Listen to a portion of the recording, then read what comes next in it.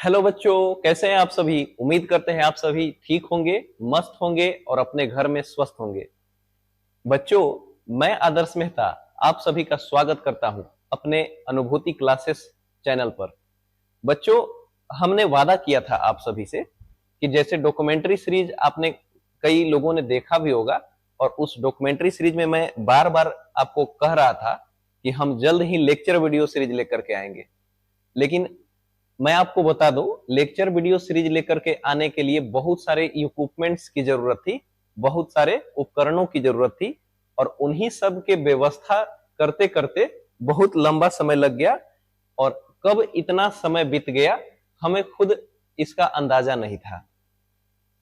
बच्चों, लगातार कई महीनों से कोई वीडियो हमारे चैनल पर नहीं आया, तो इसके पीछे का कारण यही था कि हम सभी अपने क्लास को सेटअप करने में और सारे इक्विपमेंट्स को लगाने में जो है लगे हुए थे। और फाइनली जो है अब ये सारा काम पूरा हो चुका है, और अब बिना बाधा के आपकी जो क्लासेस हैं वो लगातार प्रोवाइड की जाएगी, और लगातार जो है लेक्चर वीडियो सीरीज भी आपको प्रोवाइड की जाएगी। तो बच्चों, मैं ज्यादा देर ना करते हुए और शुरुआत करता हूं क्लास 10th के जीव विज्ञान के चैप्टर 1 से। बच्चों, विज्ञान का बहुत ही महत्व है। अगर हम किसी चीजों को बहुत बेहतर तरीके से समझते हैं तो वो विज्ञान ही विषय है जिसके माध्यम से हम उसे तर्क के साथ, उसका विश्लेषण के साथ उसे हम बेहतरीन ढंग से समझ सकते हैं।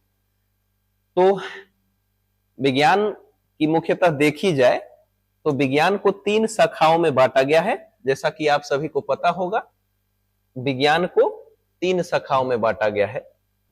विज्ञान को जो है हम 3 शाखाओं में बांट सकते हैं, जिसमें पहला आपका होता है भौतिकी विज्ञान। भौतिकी विज्ञान। दूसरा आपका होता है रसायन विज्ञान। रसायन विज्ञान। और तीसरा आपका होता है जीव विज्ञान। जीव विज्ञान। वैसे विज्ञान की सभी शाखाएं बहुत ही रोचक और प्रायोगिक होती है, जिसे हम प्रयोग के साथ साथ पढ़ते हैं, साक्ष्य के साथ साथ पढ़ते हैं। विज्ञान का मतलब ही यही होता है, जो किसी भी घटनाओं को या किसी भी चीजों को साक्ष्य और प्रमाण के साथ साथ वो स्पष्ट करता है। तो इसी को तो हम विज्ञान कहते हैं। मतलब विज्ञान जो है एक सच्चाई को सामने लाने में सहायता करने वाला विषय है, और इसमें प्रमाण और तथ्यों के आधार पर हम किसी भी निष्कर्ष पर पहुंचते हैं। तो विज्ञान का मतलब यही है कि किसी भी निष्कर्ष पर पहुंचना और उसकी सटीकता, उसकी सत्यता की जांच करना, और उसके लिए जो है हम कई तथ्यों का यूज करते हैं और कई जो है परीक्षणों को हम करते हैं। परीक्षण और तथ्य और प्रयोगों के फल के आधार पर हम उस स्पष्टता तक पहुंच पाते हैं। तो विज्ञान की सभी शाखाओं को हम पढ़ेंगे एक एक करके। आज हम शुरुआत करते हैं विज्ञान की शाखा जीव विज्ञान से। बच्चों, जीव विज्ञान बहुत ही रोचक विषय है, और उम्मीद करते हैं कि आप सभी को जीव विज्ञान बहुत पसंद आता होगा। मुझे तो बहुत पसंद है।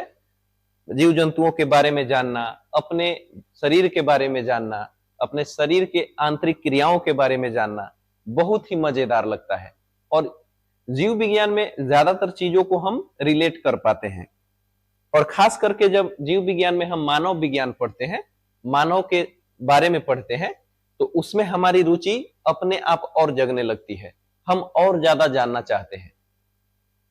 तो आज का जो हमारा एक चैप्टर है, इसमें मानव से संबंधित बहुत सारे चीजों को हम पढ़ेंगे। जैसे मानव में पाचन तंत्र पढ़ेंगे, मानव में श्वसन तंत्र पढ़ेंगे, मानव में उत्सर्जन तंत्र पढ़ेंगे, मानव में परिवहन तंत्र पढ़ेंगे। लेकिन उससे पहले हमें कुछ जीव जंतुओं के विलक्षणों के बारे में जानना होगा, और जो सजीव और निर्जीव के बीच का मुख्य अंतर है, जो मूल अंतर है, उसको समझना होगा। तो उसको हम समझेंगे सजीवों के लक्षण के द्वारा। तो चलिए हम ज्यादा देर ना करते हुए शुरुआत करते हैं इस चैप्टर की।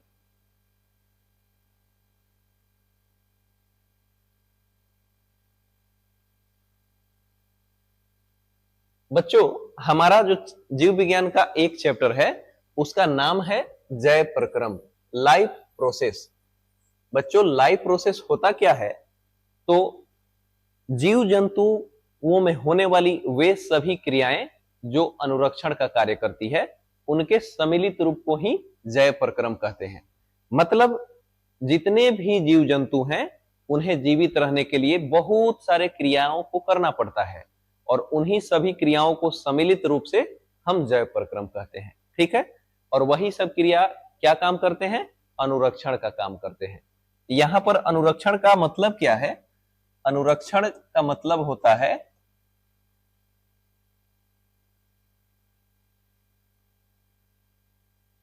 अनुरक्षण का मतलब अनुरक्षण का मतलब होता है वृद्धि विकास, वृद्धि विकास और टूट फूट की मरम्मत।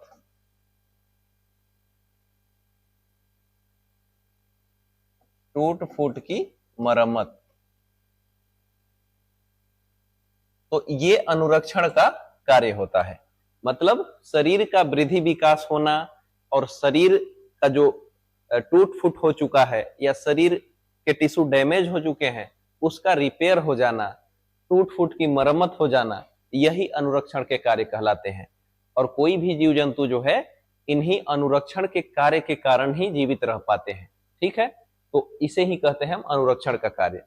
तो अगर हम संक्षिप्त में बोले, अगर छोटे वाक्यों में बोले कि जय प्रक्रम है क्या, तो जय प्रक्रम वैसी क्रियाओं का सम्मिलित रूप है जो मुख्य रूप से अनुरक्षण का कार्य करते हैं। ठीक है?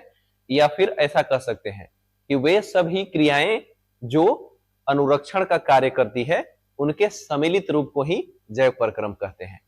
तो अब जय प्रक्रम जो है वो क्लियर हो चुका होगा कि जय प्रक्रम क्या होता है। इससे पहले हम कि इस चैप्टर को पढ़ें, आगे बढ़ें, हम सजीव और निर्जीवों के बीच के अंतर को स्पष्ट कर सकते हैं। सजीव होते क्या हैं? तो जैसे कि हमारे आसपास की जितने भी वस्तुएं होती है, जितने भी घटक होते हैं, उनमें उनको हम उसमें प्राण के आधार पर दो भागों में बांट सकते हैं, सजीव और निर्जीव। सजीव क्या होते हैं और निर्जीव क्या होते हैं, इनके विशेष लक्षण के आधार पर हम इसको अंतर स्पष्ट कर सकते हैं। सजीव और निर्जीव।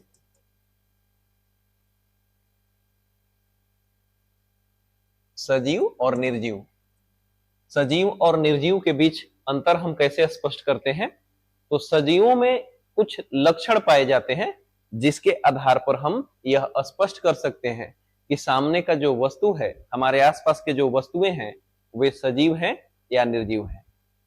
तो जैसा कि हम देखेंगे कि सजीव में कौन कौन से लक्षण है जो यह दिखाने में मदद करते हैं कि इसमें प्राण है। ठीक है?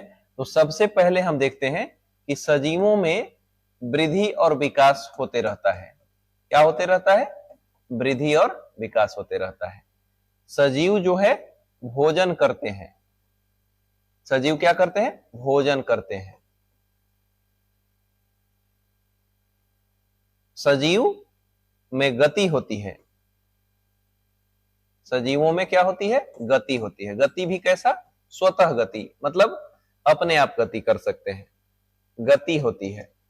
इसके अलावा इनमें श्वसन होता है। क्या होता है? श्वसन होता है। इसके अलावा इनमें वहन होता है। वहन होता है। पोषण, पोषण होता है। इसके अलावा उत्सर्जन होता है। उत्सर्जन होता है। मतलब ये सब कुछ विशेष लक्षण है जिसके आधार पर हम यह स्पष्ट कर पाते हैं कि हमारे आसपास के वस्तु सजीव हैं या निर्जीव हैं। पहला लक्षण क्या होता है सजीवों का, कि सजीव समय के साथ बढ़ते हैं, मतलब इनमें वृद्धि विकास होती रहती है, पर निर्जीवों के साथ ऐसा नहीं है। जैसे हमारे आसपास बहुत सारे निर्जीव चीजें हैं, जैसे पत्थर हो गया, बेंच हो गया, टेबल हो गया, कुर्सी हो गया, जहां तक कि स्मार्ट बोर्ड हो गया, पंखा हो गया। आप देखेंगे कभी कि समय के साथ ये बढ़ते हैं? बिल्कुल नहीं बढ़ेंगे, क्योंकि ये निर्जीव वस्तु हैं और निर्जीव वस्तुओं में वृद्धि विकास नहीं होता है। ठीक है। अच्छा, सिर्फ एक ही लक्षण के आधार पर हम स्पष्ट नहीं कर सकते हैं, एक साथ हम कई लक्षण पर विचार करेंगे और तब जाकर के हम निष्कर्ष पर पहुंचेंगे कि हमारे आसपास के जो वस्तुएं हैं वो सजीव है या निर्जीव है। तो दूसरा जो लक्षण है, सजीव जितने भी होते हैं वो सब के सब भोजन करते हैं। उनको अपने शरीर को जीवित रखने के लिए, अपने शरीर को सुचारू रूप से चलाए रखने के लिए लगातार ऊर्जा की आवश्यकता होती है, और उसी ऊर्जा को पूरा करने के लिए जितने भी सजीव हैं वो अपने आसपास के स्रोतों से भोजन प्राप्त करते हैं। ठीक है। तो दूसरा लक्षण क्या है कि सभी सजीव भोजन करते हैं। तीसरा लक्षण क्या है कि सजीवों में गति होता है। ठीक है। अच्छा, गति का मतलब ये नहीं हो गया कि सिर्फ चलने को ही गति नहीं कहते हैं। गति दो तरह के होते हैं, एक बाह्य गति होते हैं और दूसरा आंतरिक गति होते हैं। तो जितने भी जीव हैं, जंतु हैं, खास करके जो भी जंतु हैं उनमें आप बाह्य गति देख सकते हैं, जंतुओं को इधर उधर घूमते हुए देख सकते हैं। पर पेड़ पौधे जो है वो एक ही स्थान पर स्थिर रहते हैं, तो इसका मतलब ये नहीं है कि उनमें गति नहीं होता है। पेड़ पौधों में भी गति होता है, पर उनमें जो गति होता है वो आंतरिक गति होता है, जबकि जितने भी जंतु होते हैं उनमें हम बाह्य गति देख सकते हैं। तो पेड़ पौधों के बारे में अगर जब तक हमें कोई बताया नहीं होता है, मतलब जब तक हम कहीं से पढ़े नहीं होते हैं, तो शुरुआती तौर पर हम देख करके यह नहीं कह सकते कि वो सजीव है। यानी कि पेड़ पौधों में गति नहीं होता है तो हम आसानी से देख नहीं पाते हैं कि पेड़ पौधे जो है वो सजीव है या निर्जीव है। बाकी जितने भी जंतु हैं इनमें हलचल होती रहती है, इनमें मूवमेंट होती रहती है, तो उस आधार पर हम बहुत आसानी से यह तय कर पाते हैं कि सामने का वस्तु जो है वो गतिमान है, वो इधर से उधर चल रहा है तो वो सजीव है। अच्छा, अब ऐसा नहीं है कि जो वस्तु इधर से उधर चल रहा है वो सजीव ही हो जाए। यहाँ ये भी ध्यान रखना है कि गति जो होती है, बाह्य गति, वो स्वतः गति होनी चाहिए। ये नहीं कि किसी बाहरी बल के कारण अगर कोई वस्तु गति कर रहा है तो वो सजीव नहीं हो जाएगा। जैसे उदाहरण के लिए आप समझिए कि कागज का बहुत सारा टुकड़ा जो है वो पंखे के हवा में इधर उधर उड़ रहा है, तो अब इसका मतलब ये थोड़ी है कि कागज सजीव हो जाएगा। कागज सजीव नहीं हो सकता है क्योंकि उसमें स्वतः गति नहीं है, वो हवा की सहायता से गति कर रहा है, तो इसलिए जो है वो सजीव कतई नहीं होगा। ठीक है, बात समझ में आ गई। तो जितने भी सजीव होते हैं उनमें गति होता है। गति दो तरह के होंगे, बाह्य गति होगा या फिर आंतरिक गति होगा। जैसे हमने बात किया पेड़ पौधों की, तो पेड़ पौधों में क्या है कि बाहरी गति नहीं होता है। आपने कभी देखा है कि पेड़ चलता है? अगर आपने ऐसा देख लिया तो आप चिल्लाकर भाग पड़ेंगे, आप भूत भूत करके भाग पड़ेंगे, क्योंकि अभी तक तो हम अपने जीवन काल में ऐसे पेड़ पौधों को नहीं देखे हैं जो कि चलता हो। पर इसका मतलब ये नहीं कि उनमें गति नहीं होता है। उनके अंदर जो है वहन की क्रिया होती रहती है, पदार्थों का संचरण पूरे पादप के भागों में होते रहता है, तो उसमें आंतरिक गति देखने को मिल सकती है। या कुछ बहुत संवेदनशील पौधे भी होते हैं जिसमें हल्के बाहरी गति देखने को मिलता है। जैसे अगर हम बात करें गोल्ड मोहर के पत्तियों की, गोल्ड मोहर के पत्तियों को जब आप छुइएगा तो वो पत्तियां जो है वो मुरझाने लगती है। उसी प्रकार से एक घास होता है जिसका नाम होता है छुई मुई, या उसको हम अपने बोलचाल की भाषा में लाजवंती भी कहते हैं। ये खेतों में आसानी से ये मिल जाते हैं। हमारे यहाँ तो बिहार में कन्या घास भी बोलते हैं उसको। क्यों बोलते हैं? जिस तरह से नई नई जो कन्याएं होती है वो शर्मा जाती है, उसी तरह से आप छुई मुई के पौधों को जब हाथ लगाते हैं तो उसकी पत्तियां जो है वो सिकुड़ जाती है। मतलब एक तरह से जो शर्माना होता है उस तरह से शर्मा करके पत्तियां जो है बंद हो जाती है, तो वो बाह्य गति हम लोग देख सकते हैं। तो कुछ संवेदनशील पौधे होते हैं जिनमें आप बाह्य गति देख सकते हैं, हल्के बाह्य गति। अब ऐसा नहीं है कि आप उसको छुइएगा तो वो उठ करके भागने लगेगा जीव जंतुओं की तरह। अगर ऐसा हुआ तो उससे पहले तो आप भागिएगा मैया रे मैया चिल्ला करके, ठीक है। तो पेड़ पौधों में भी गति होता है, पर वो कैसा गति होता है, आंतरिक गति होता है, ठीक है, बात समझ में आ गई। तो सजीव का एक ये भी लक्षण होता है कि सजीवों में गति होती है। अच्छा, अगला लक्षण जो है सजीव का, सभी सजीव जो है वो सांस लेते हैं। अब सांस वायु की उपस्थिति में भी ले सकते हैं और वायु की अनुपस्थिति में भी ले सकते हैं। तो बहुत सारे ऐसे भी जीव हैं जो ऑक्सीजन के बिना भी सांस लेते हैं, और जो जीव ऑक्सीजन के उपस्थिति में सांस लेते हैं उनमें हम एक हम भी हैं। बिना ऑक्सीजन के हम श्वसन नहीं कर सकते हैं, हमें सांस लेने के लिए ऑक्सीजन की आवश्यकता होती ही होती है। अभी हम बात कर रहे थे सजीवों के लक्षण की। सजीवों में कौन कौन से लक्षण होते हैं, हम लक्षणों की बात कर रहे थे। सजीव वृद्धि विकास करते हैं, ये हुआ इनका पहला लक्षण।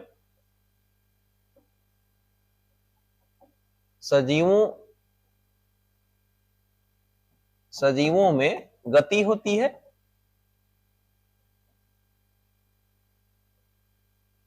सजीवों में गति होती है। सजीव भोजन करते हैं, सजीव भोजन करते हैं। सजीव सांस लेते हैं, सजीव सांस लेते हैं। इनमें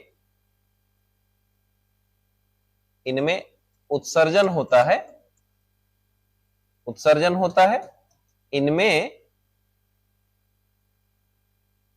वहन होता है और इनमें पोषण। पोषण अलग से हम नहीं कर सकते, मतलब भोजन करना भी एक तरह का पोषण ही है। तो ये सब कुछ लक्षण है जिसके आधार पर हम अपने आसपास के वस्तुओं में अंतर स्पष्ट कर पाते हैं कि वस्तु सजीव है या निर्जीव है। चलिए सजीवों के और कुछ विशेष गुण देखते हैं हम, कौन कौन से हैं। जितने भी सजीव हैं उनका संगठन विभिन्न स्तर पर होता है। पहला, कोशिका, उत्तक, अंग, अंगतंत्र। यानी कि जितने भी जीव जंतु हैं उनका शरीर जो है वो कोशिकाओं से ही बना होता है। मतलब शरीर का जो सबसे छोटी इकाई होती है वो कोशिका होती है। कोशिका, बहुत सारे कोशिकाएं मिलकर के उत्तक बनाती है और बहुत सारे उत्तक मिलते हैं तो अंग बनता है। और जब ये अंग मिल करके और सम्मिलित रूप से कार्य करते हैं तो उन्हीं को हम बोलते हैं अंग तंत्र। और हमारा शरीर जो है इसमें बहुत सारे अंग तंत्र जो है काम करते हैं, तो उन्हीं के बारे में हम लोग पढ़ने वाले हैं, कई अंग तंत्र के बारे में। जैसे पाचन तंत्र हो गया, श्वसन तंत्र हो गया, उत्सर्जन तंत्र हो गया, वहन तंत्र हो गया। तो ये सब तंत्र हैं, इनके बारे में हम पढ़ने वाले हैं। सजीवों में विशिष्ट जैविक लक्षण कौन कौन से हैं, तो सजीव भोजन करते हैं, सजीव श्वसन करते हैं, सजीव वहन करते हैं, सजीवों में उत्सर्जन होता है, ये वृद्धि विकास एवं गति करते हैं। तो उन्हीं सब विषयों, उन्हीं सब जो है हम बिंदुओं पर चर्चा कर चुके हैं। शरीरों की मरम्मत और उनका अनुरक्षण भी सजीवों का एक लक्षण है। सजीवों का शरीर जब डैमेज हो जाता है, टूट फूट हो जाता है, तो सजीव अपने शरीर की मरम्मत भी कर पाते हैं। वैसे बहुत बड़े स्तर पर तो नहीं, पर छोटे मोटे जो टूट फूट होते हैं उसकी मरम्मत सजीव आसानी से कर लेते हैं। तो ये सब कुछ सजीवों के लक्षण हैं और इसी के आधार पर हम सजीव और निर्जीव में अंतर स्पष्ट कर पाते हैं। जैसे उदाहरण के लिए आप समझिए कि एक कुर्सी का जो पैर है वो टूट गया, तो कुर्सी के पैर जो है वो नहीं जुड़ेगा, अपने आप तो नहीं ही जुड़ता है। पर अगर मान लीजिए हमारा त्वचा जो है वो कट जाता है तो कुछ समय तक खून बहता है और खून धीरे धीरे क्या होता है, वो जम जाता है समय के साथ। और खून जमने के बाद कुछ दिनों के बाद देखिएगा कि वहां का जो जख्म होता है वो भर जाता है, यानी टूट फूट की मरम्मत हो गई। या कभी कभी किसी काम करते समय या किसी घटना में, दुर्घटना में हड्डियां टूट जाती है, तो उस हड्डी को आप जुड़ते हुए देखेंगे। वैसे हड्डियां अपने आप भी जुड़ जाती है, पर हड्डी जो है वो सही शेप में जुड़े, इसलिए उस पर प्लास्टर किया जाता है और उसको सही आकार दिया जाता है। तो ये हुई टूट फूट की मरम्मत। तो सजीवों में जो है वो टूट फूट की मरम्मत भी हो जाती है समय के साथ। तो इन्हीं सब जो लक्षण हैं, इनके कारण ही हम अपने आसपास के वस्तुओं में सजीव और निर्जीव होने की स्पष्टता कर पाते हैं। चलिए अब हम बढ़ते हैं आगे और देखते हैं कि जय प्रक्रम होता क्या है। जय प्रक्रम वे सभी क्रियाएं जो सम्मिलित रूप से अनुरक्षण का कार्य करती हैं, तो उस क्रिया को ही हम जय प्रक्रम कहते हैं। ठीक है, जितने भी जीव जंतु हैं उन सभी में बहुत सारी क्रियाएं चलती रहती है जो उनको जीवित रखने का काम करती है, उनको जीवित रखने में उनकी सहायता करती है, और उन्हीं सब क्रियाओं के सम्मिलित रूप को ही हम जय प्रक्रम कहते हैं। ठीक है, और जय प्रक्रम को मुख्यतः देखा जाए तो हमारे जो जीव विज्ञान है इसमें 4 भागों में बांटा गया है। जय प्रक्रम को 4 भागों में बांटा गया है।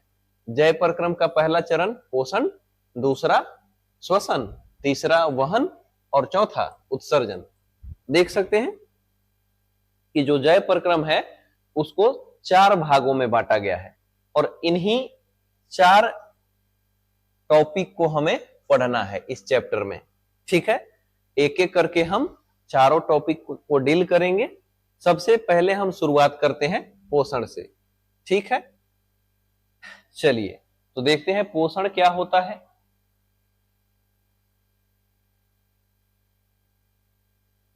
पोषण, जब कोई जीव किसी बाहरी स्रोत से भोजन प्राप्त करता है और अपने शरीर का वृद्धि विकास करता है, टूट फूट की मरम्मत करता है, जनन क्षमता में वृद्धि करता है और शरीर का संचालन करता है, ऊर्जा का उत्पादन करता है, तो इन सब क्रियाओं को ही हम क्या कहते हैं, पोषण कहते हैं। तो जितने भी जीव जंतु हैं वो पोषण के लिए भोजन पर निर्भर होते हैं। मतलब पोषण क्या है, तो भोजन करना ही पोषण है। तो भोजन क्या है, तो भोजन वह पदार्थ है जो जीव जंतुओं के शरीर में जाने के बाद उसके शरीर के वृद्धि विकास में सहायक होता है, उसके शरीर के टूट फूट की मरम्मत में सहायक होता है, उसकी जनन क्षमता में वृद्धि में सहायक होता है, इसके अलावा शरीर में ऊर्जा उत्पादन में भी सहायक होता है। तो भोजन का काम यही है। लेकिन ध्यान रहे, भोजन कभी शरीर को नुकसान नहीं पहुंचाएगा। अगर नुकसान पहुंचा रहा है तो वह भोजन नहीं कहा जा सकता है। क्लियर है? चलिए, तो भोजन क्या होता है समझ गए, और भोजन करना ही पोषण कहलाता है। मतलब पोषण वह प्रक्रिया है जिसके अंतर्गत जितने भी जीव जंतु हैं वे अपने शरीर का वृद्धि विकास करते हैं, अपने शरीर के टूट फूट की मरम्मत करते हैं, जनन क्षमता में वृद्धि करते हैं, ऊर्जा का उत्पादन करते हैं और भी शरीर के संचालन करने में सहायता करते हैं। तो इन्हीं प्रक्रिया को हम पोषण कहते हैं। मतलब पोषण वह प्रक्रिया है जिसके अंतर्गत कोई जीव बाहरी स्रोत से भोजन ग्रहण करके अपने शरीर का वृद्धि विकास करता है, शरीर के टूट फूट की मरम्मत करता है और शरीर के संचालन करता है और जनन क्षमता में वृद्धि करता है। इसके अलावा ऊर्जा उत्पादन का भी काम होते रहता है। तो इन्हीं सब क्रिया को ही हम पोषण कहते हैं। पोषण में भोजन की आवश्यकता होती है, और भोजन क्या होता है, तो वे सभी आवश्यक पदार्थ जो जीवों के शरीर में अवशोषित होने के बाद उनके शरीर के वृद्धि विकास, टूट फूट की मरम्मत, जनन क्षमता में वृद्धि और ऊर्जा उत्पादन में सहायक होते हैं। तो उन्हें ही हम भोजन कहते हैं। लेकिन यहां पर यह ध्यान में रखना जरूरी है कि भोजन जो है सजीवों के शरीर को किसी प्रकार का नुकसान नहीं पहुंचाते हैं, हानि नहीं पहुंचाते हैं। अगर कोई पदार्थ हमारे शरीर के अंदर जाने के बाद वो हानि पहुंचा रहा है, भोजन के रूप में ग्रहण करने के बाद हानि पहुंचा रहा है, तो हम उसे भोजन नहीं कह सकते हैं।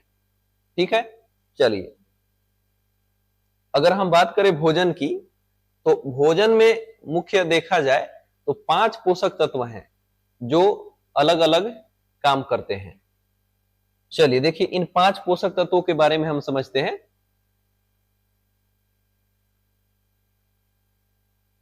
5 पोषक तत्व कौन कौन से हैं इसके बारे में हम थोड़ा सा देखते हैं।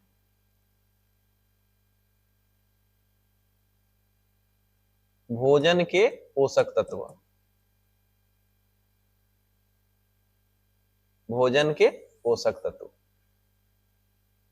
पहला जो पोषक तत्व है जो सबसे अधिक मात्रा में चाहिए होता है वो होता है प्रोटीन। दूसरा पोषक तत्व जो है वो होता है कार्बोहाइड्रेट।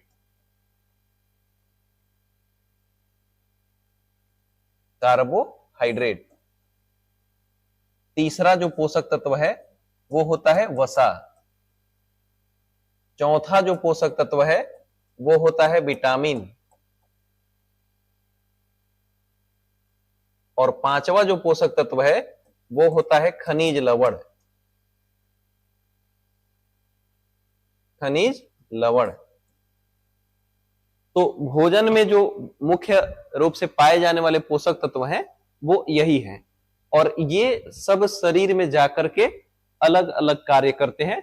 शरीर के संचालन में सहायक होते हैं, शरीर के निर्माण में सहायक होते हैं, शरीर के वृद्धि विकास में सहायक होते हैं, ऊर्जा उत्पादन में सहायक होते हैं, और भी बहुत सारे शरीर की जो क्रियाएं होती है वो सब इन्हीं पोषक तत्वों पर ही निर्भर करता है।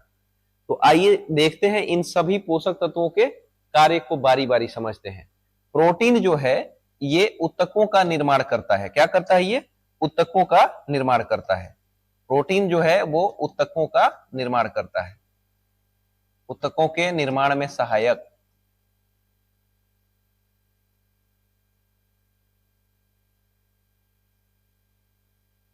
ठीक है, प्रोटीन जो है वो क्या करता है? शरीर में ऊतकों को बनाता है, मतलब कोशिकाओं का निर्माण करता है। लगातार कोशिका विभाजन होते रहता है शरीर में, तो प्रोटीन जो है ना वो कोशिका विभाजन में सहायक होता है। कार्बोहाइड्रेट क्या करता है? ऊर्जा प्रदान करता है। कार्बोहाइड्रेट जो है वो ऊर्जादायक होता है, मतलब भोजन में जो कार्बोहाइड्रेट पाया जाता है वो शरीर को संचालित करने के लिए ऊर्जा प्रदान करता है। वसा का काम क्या है? तो ये भी ऊर्जा देता है, ऊर्जा प्रदान करना। इसके अलावा इसका काम शरीर के ताप को नियंत्रित रखना, ताप को नियंत्रित रखना। ठीक है, विटामिन जो है ये हमें बीमारियों से बचाता है, बीमारियों से रक्षा करना। तो ये बीमारियों से रक्षा कैसे करता है? तो विटामिन जो होता है वो हमारे शरीर में जैव उत्प्रेरकों के स्राव में सहायता करता है।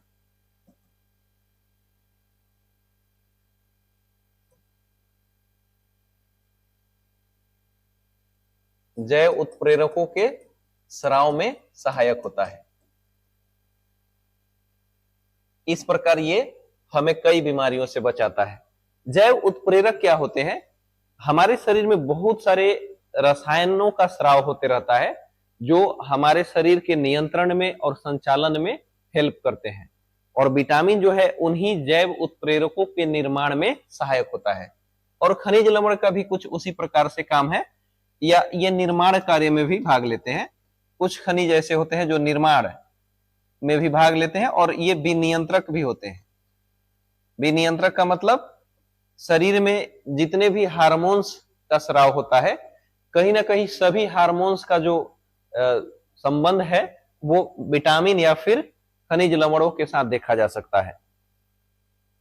तो जो खनिज होते हैं, खनिज लवण, वो निर्माण और विनियंत्रक का काम करते हैं। जैसे हम बात करें कैल्शियम की, कैल्शियम जो होता है वो हड्डियों के निर्माण में सहायक होता है। फास्फोरस जो होता है, फास्फोरस भी फास्फोरस भी जो है हड्डियों के निर्माण में सहायक होता है, मतलब कैल्शियम और फास्फोरस जो है वो हड्डियों के निर्माण में सहायक होता है। उसी प्रकार आयरन जो होता है, आयरन जो होता है, आयरन क्या करता है, मतलब इसका जो संकेत है एफी, आयरन भी एक खनिज ही होता है और ये हमारे शरीर में हीमोग्लोबिन को बनाने में मदद करता है। तो आप देख सकते हैं कि बहुत सारे खनिज जो हैं वो निर्माण का भी कार्य करते हैं और विनियंत्रक का भी काम करते हैं। एक लवण होता है आयोडीन, आयोडीन जो है, आयोडीन, आयोडीन क्या करता है, तो हमारे गले में एक ग्रंथि होता है जिसको हम बोलते हैं थायराइड ग्रंथि। थायराइड ग्रंथि से थायरोक्सिन नाम का हार्मोन का स्राव होता है और आयोडीन जो है थायरोक्सिन हार्मोन के स्राव में सहायता करता है। तो इस प्रकार आप देख सकते हैं कि जो विटामिन है और जो खनिज लवण है वो जैव उत्प्रेरकों के स्राव में सहायक होते हैं। चलिए अब यहां से बात समझ में आ गई होगी। चलिए अगला टॉपिक की ओर हम देखते हैं क्या है। तो भोजन क्या होता है और भोजन में पाए जाने वाले पोषक तत्वों के कार्य कौन कौन से होते हैं आप बखूबी समझ चुके होंगे। आइए अब देखते हैं। ये तो हम समझ चुके हैं कि भोजन में जो पोषक तत्व है उनका काम क्या होता है। जैसे यहां पर दिया हुआ है, प्रोटीन और खनिज लवण जो है वो शरीर निर्माता होते हैं, मतलब शरीर के निर्माण में सहायक होते हैं। कार्बोहाइड्रेट और वसा ऊर्जा प्रदान करते हैं, जैसा कि हमने पहले चर्चा किया। विटामिन और खनिज लवण जो है वो विनियंत्रक के काम करते हैं, मतलब जो जैव उत्प्रेरक है उसके स्राव में सहायता करते हैं, रेगुलेटर्स का काम करते हैं। जितने भी हार्मोन्स का स्राव होता है वो हमारे शरीर पर नियंत्रण रखते हैं, हमारे शरीर को सुचारू रूप से संचालित करने में सहायता करते हैं। और ये जो खनिज लवण है और कुछ विटामिन भी हैं जो इन जैव उत्प्रेरकों के स्राव में सहायता करते हैं। तो बात समझ में आ गई होगी। चलिए अब हम देखते हैं पोषण के प्रकार। पोषण क्या होता है हमने इस पर डिस्कस कर लिया है। पोषण क्या होता है, तो पोषण वह प्रक्रिया है जिसके अंतर्गत कोई भी जीव जंतु अपना भोजन जो है बाहरी स्रोत से प्राप्त करता है और उस भोजन के माध्यम से अपने शरीर का वृद्धि विकास, टूट फूट की मरम्मत, जनन क्षमता में वृद्धि, ऊर्जा उत्पादन में वो सहायता करता है। तो यही जो है वो पोषण की प्रक्रिया कहलाती है। मतलब पोषण क्या है, तो पोषण वह प्रक्रिया है जिसके अंतर्गत कोई भी जीव जंतु, पोषण वह प्रक्रिया है जिसके अंतर्गत कोई भी जीव जंतु बाहरी स्रोत से भोजन को प्राप्त करता है और उस भोजन के माध्यम से अपने शरीर का वृद्धि विकास, टूट फूट की मरम्मत, ऊर्जा उत्पादन, जनन क्षमता में वृद्धि जैसे कार्यों को संचालित करता है। तो पोषण क्या होता है आप सभी को समझ में आ गया होगा। पोषण जो है वो मुख्यतः दो प्रकार का होता है, एक स्वपोषी पोषण और दूसरा विषम पोषी पोषण। तो स्वपोषी पोषण क्या होता है, विषम पोषी पोषण क्या होता है, हम इस पर चर्चा करते हैं। स्वपोषी पोषण का मतलब वैसे पोषण से है जो किसी दूसरे जीवों पर निर्भर नहीं होता है, या इसमें पोषण की जो प्रक्रिया है वो जीव जंतु अपने आप जो है पूरा करते हैं। इसमें कोई भी जीव जो है स्वपोषी जीव दूसरे जीवों के ऊपर निर्भर नहीं होता है। मतलब पोषण की वह विधि जिसमें जिसमें जीव जंतु जो है वो किसी दूसरे पर निर्भर ना हो, तो उसी को हम लोग कहते हैं स्वपोषी पोषण। क्या कहते हैं, स्वपोषी पोषण। पोषण की वह विधि जिसमें सजीव जो है क्या करता है, सजीव अपना भोजन स्वयं बनाता है। क्या करता है, अपना भोजन स्वयं तैयार करता है, स्वयं तैयार करता है। ये दूसरे पर निर्भर नहीं होता है। जैसे आप ये गलत फहमी में मत रहिएगा कि हम भी तो खुद ही भोजन तैयार करते हैं। आप भोजन खुद से तैयार नहीं करते हैं, बल्कि आपके लिए भोजन देने का काम करते हैं पेड़ पौधे या फिर कोई जीव जंतु। मतलब जो भी हमारा भोजन का घटक होता है इन्हीं से तो मिलता है, या तो पेड़ पौधों से मिलता है या फिर जंतुओं से मिलता है। तो कहने का मतलब यह है कि हम भोजन के लिए यानी पोषण के लिए हम दूसरे जीवों पर निर्भर हैं। अगर सोचिए कि अगर भोजन जो है हम दूसरे जीवों से नहीं प्राप्त करेंगे तो हम क्या खाएंगे? नहीं खा पाएंगे, हम मर जाएंगे ऐसे ही। तो इसका मतलब यह है कि हम अपने भोजन यानी पोषण के लिए दूसरे जीवों पर निर्भर हैं। पर जो स्वपोषी जीव होते हैं वो अपना पोषण खुद कर लेते हैं, वो दूसरे जीवों पर निर्भर नहीं होते हैं, बल्कि वो अपना भोजन बनाने के लिए अजैव घटकों का उपयोग करते हैं, वो किसी दूसरे जीवों पर निर्भर नहीं होते हैं। जैसे हम बात करें पेड़ पौधों की, पेड़ पौधे जो होते हैं, पेड़ पौधे क्या करते हैं? अपना भोजन स्वयं तैयार कर लेते हैं।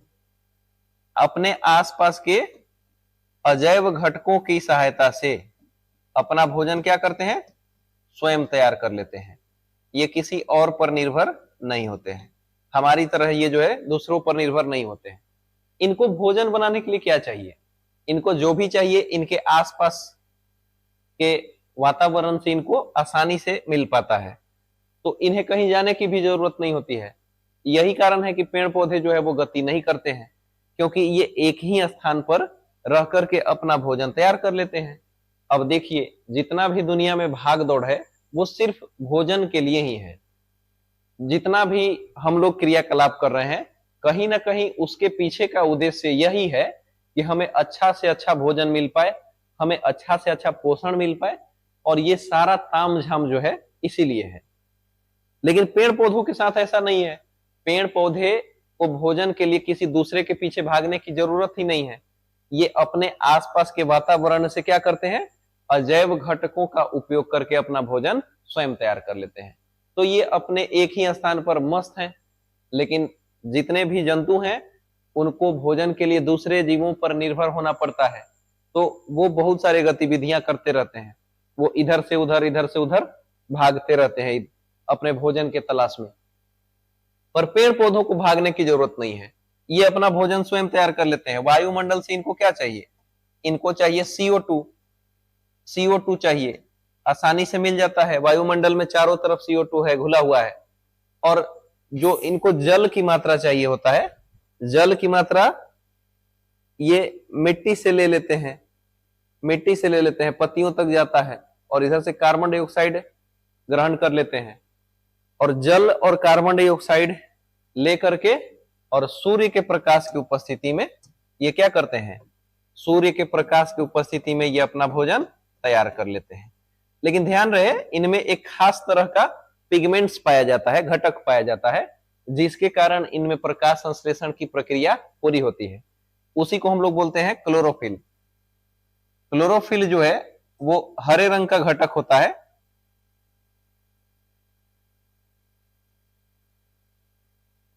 क्लोरोफिल, क्लोरोफिल जो है वो हरे रंग का घटक होता है। इसी को हम लोग बोलते हैं पर्णहरित। पर्णहरित, तो पत्तियों में पर्णहरित पाया ही जाता है। और यही पर्णहरित क्या करते हैं? सूर्य के प्रकाश को रासायनिक ऊर्जा में संचित कर लेते हैं। मतलब इस सूर्य के प्रकाश को ये जलावन की तरह, ईंधन की तरह उपयोग करते हैं। जैसे हम खाना पकाने के लिए क्या करते हैं? नीचे से कोई आग जलाते हैं, कुछ जलाते हैं कोई वस्तु को, तब जाकर के हमारा खाना पकता है। उसी तरह से पेड़ पौधे जो हैं वो सूर्य के प्रकाश को क्या करते हैं? ईंधन के रूप में उपयोग करते हैं, मतलब एक तरह से जलावन के रूप में यूज करते हैं। और इनके पत्तियों में जो क्लोरोफिल पाया जाता है, ये क्लोरोफिल क्या करता है? उस प्रकाश ऊर्जा को संचित कर लेता है, रासायनिक ऊर्जा में बदल देता है।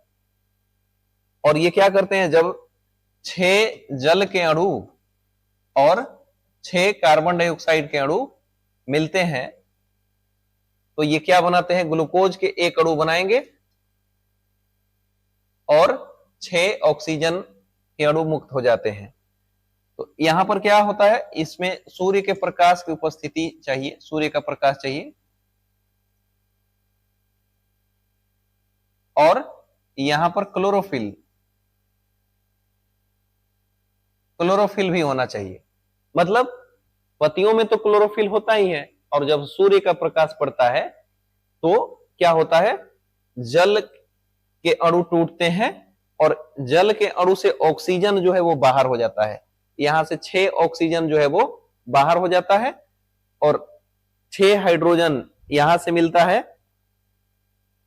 6 दूनी का 12 हाइड्रोजन यहां पर हो गया। देखिए 6 दूनी का 12 हाइड्रोजन यहां पर आ गया और कार्बन का जो 6 अणु है यहां पर जुड़ गया और O2 जो है O2 6O2 क्या हुआ, बाहर निकल गया। तो मतलब जो O2 टूटा था जल से वही जो है पत्तियों के द्वारा बाहर निकाल दिया जाता है। पौधों के लिए तो ऑक्सीजन उप उत्पाद है जिसका उपयोग नहीं है पौधों में, लेकिन ये बाकी के जंतुओं के लिए जो है उपयोगी होता है। जितने भी जंतु हैं वो ज्यादातर श्वास के रूप में ऑक्सीजन को ही लेते हैं और तभी जो है वो जीवित रह पाते हैं। पर पेड़ पौधे जब है प्रकाश संश्लेषण के दौरान इसी ऑक्सीजन को बाहर निकालते हैं। पर ध्यान रखिएगा, बहुत सारे लोगों को कंफ्यूजन हो जाता है कि हम लोग सांस लेते समय ऑक्सीजन लेते हैं, कार्बन डाइऑक्साइड छोड़ते हैं। ये तो अच्छी बात है, पर पेड़ पौधों के बारे में कभी कभी हम लोग गलत हो जाते हैं। हम लोग ऐसा सोच लेते हैं कि जब पेड़ पौधे सांस लेते हैं तो वो कार्बन डाइऑक्साइड लेते हैं और ऑक्सीजन छोड़ते हैं। ये बात बिल्कुल गलत है। पेड़ पौधे भी सांस लेते समय ऑक्सीजन गैस को ही अंदर लेते हैं और कार्बन डाइऑक्साइड को ही छोड़ते हैं। सिर्फ प्रकाश संश्लेषण के समय ही पेड़ पौधे क्या करते हैं, ऑक्सीजन वायुमंडल में छोड़ते हैं। बात समझ में आ गई? और ये तभी संभव हो पाता है जब सूर्य के प्रकाश की उपस्थिति में जल के अणु टूटकर और हाइड्रोजन और ऑक्सीजन अलग अलग हो जाता है।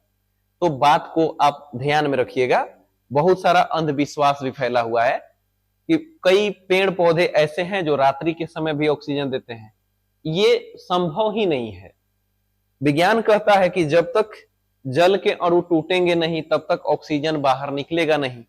तो आप खुद सोच सकते हैं, आप विज्ञान के विद्यार्थी हैं तो इसको तर्क के साथ समझिए कि रात्रि के समय प्रकाश संश्लेषण तो होगा नहीं, जल के अणु तो टूटेंगे नहीं, तो आखिर कैसे कोई पेड़ पौधा रात्रि के समय ऑक्सीजन दे सकता है?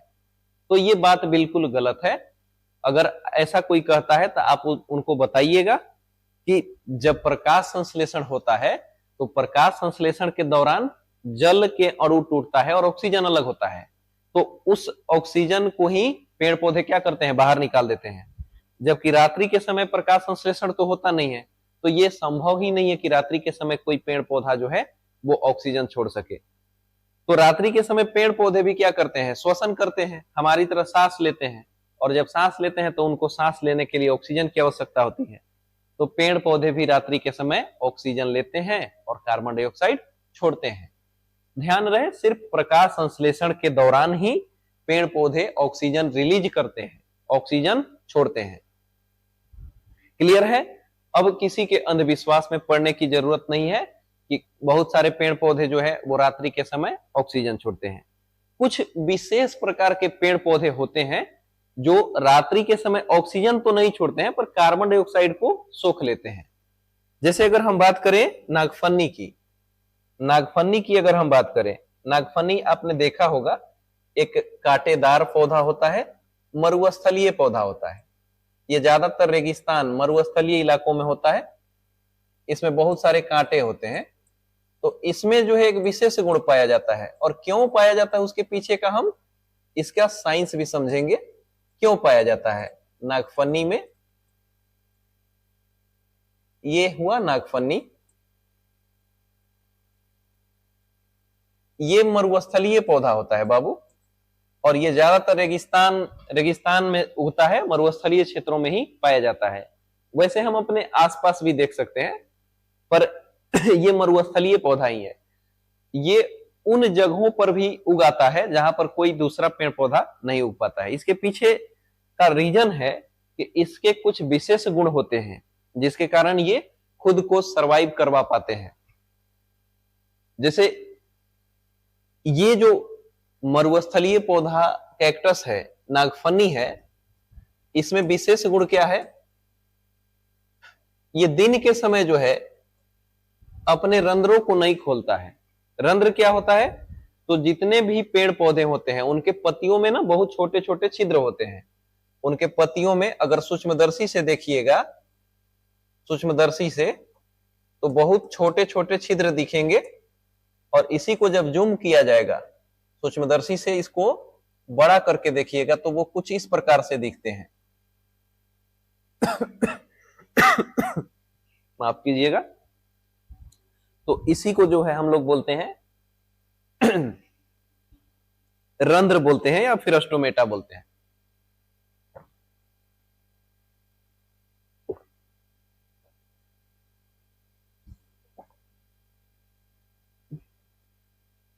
तो ये अस्टोमेटा जो है, ये क्या होता है कि ये दिन के समय जब प्रकाश संश्लेषण होता है तो पत्तियों का जो रंध्र है, यानी अस्टोमेटा जो है, इसका जो छिद्र है, इसका जो छिद्र है ये क्या होता है, खुल जाता है, और कार्बन डाइऑक्साइड जो है इन्हीं छिद्रों से अंदर चला जाता है। दिन के समय होता है, बाकी के जो पौधे हैं दिन के समय ऐसा होता है। और जैसे जैसे इसमें ग्लूकोज का निर्माण होता है, जैसे पौधे क्या करते हैं, ग्लूकोज बनाते हैं, प्रकाश संश्लेषण के दौरान क्या बनाते हैं, ग्लूकोज। तो अधिक मात्रा में भी ग्लूकोज बन जाता है, जिसको पौधे क्या करते हैं, स्टार्च के रूप में जमा करने लगते हैं।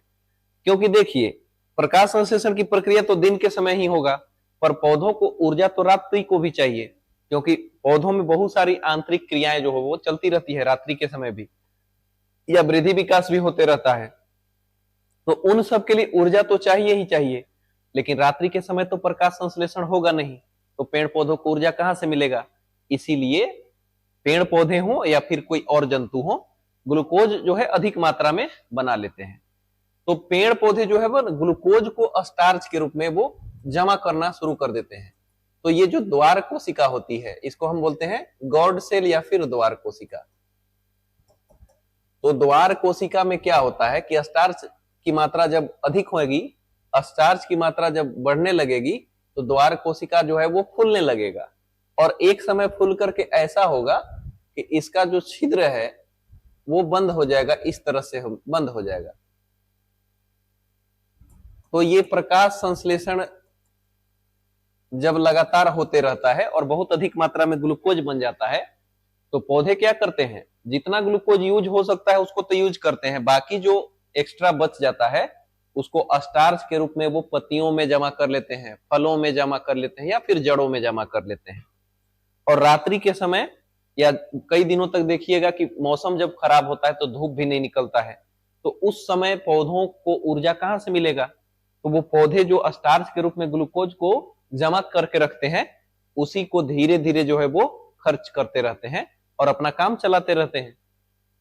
उसी तरह से जो जीव जंतु हैं या हम लोग हैं, हम लोग का कोशिका जो है वो भी ग्लूकोज जो है अधिक मात्रा में बना लेता है, और फिर जब शरीर उसका यूज नहीं कर पाता है तो फिर उसको ग्लाइकोजन के रूप में, जो ग्लूकोज बना है उसको ग्लाइकोजन के रूप में हमारे मांसपेशियों में, हमारे यकृत में और त्वचा के नीचे जो है वो संचित करके रख लिया जाता है। हमारे साथ भी ऐसा घटना होता है कि कई बार जो है हमें भोजन नहीं मिल पाता है टाइम से, या कई बार हम उपवास में रहते हैं, 2-3 दिन लगातार उपवास में भी रह जाते हैं, तो उस समय भी शरीर को जो है ऊर्जा वो मिलते रहता है, नहीं तो हम जिंदा ही नहीं रह पाएंगे। तो ये बड़ा मजेदार रोचक चीजें हैं जो जान करके हमें बहुत आश्चर्य होता है कि हमारा शरीर जो है प्रकृति ने इस प्रकार से डिजाइन किया है कि हम बहुत लंबे समय तक अगर भोजन नहीं भी करते हैं तो शरीर में उतना जो है मात्रा में ऊर्जा जो है वो संचित रहता है ग्लाइकोजन के रूप में। मतलब जब हम भोजन नहीं करते हैं लंबे समय तक, तो उस समय भोजन से ऊर्जा मिलना बंद हो जाएगा। तो ऐसे में तो हमारे शरीर के बहुत सारे अंग काम करते ही रहते हैं। कुछ तो इतने व्यस्त अंग हैं कि उसके 1 सेकेंड रुक जाने के बाद भी हम लोग निकल लेंगे पतली गली से। जैसे हम बात करें अपने मानव हृदय की बात, हृदय जो है वो सबसे व्यस्त अंगों में से है, वो लगातार काम करते रहता है, और वो जो काम करता है तो उसके लिए ऊर्जा तो चाहिए ही चाहिए। अब श्वसन होते रहता है, पेट फूलते रहता है, सिकुड़ते रहता है, इसके लिए ऊर्जा चाहिए। तो वो ऊर्जा कहां से मिलेगा, भोजन तो हम कर नहीं रहे हैं। तो वो ऊर्जा जो है वो ग्लाइकोजन के रूप में, जो ग्लूकोज संचित था ना, वो ग्लाइकोजन फिर से धीरे धीरे ग्लूकोज के रूप में बदलता रहेगा, रक्त में मिलता रहेगा, कोशिकाओं तक पहुंचाया जाएगा। तो यही ऊर्जा का काम करते रहता है। बात समझ में आ गई। चलिए अब हम बात करते हैं पोषण कितने प्रकार के होते हैं। तो दो प्रकार के होते हैं। हमने स्वपोषी पोषण के बारे में समझा कि स्वपोषी पोषण क्या होता है।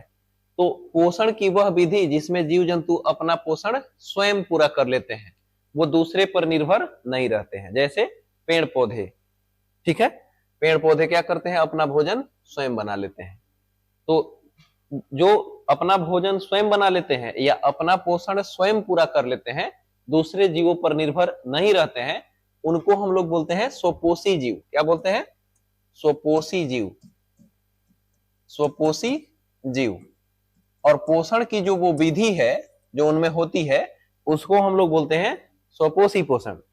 यानी स्वपोषी पोषण जो है वो पोषण की वह विधि है जिसमें कोई भी जीव अपना भोजन स्वयं बना लेता है या अपना पोषण जो है वो स्वयं पूरा कर लेता है, अपने पोषण के लिए दूसरे जीवों पर निर्भर नहीं रहता है।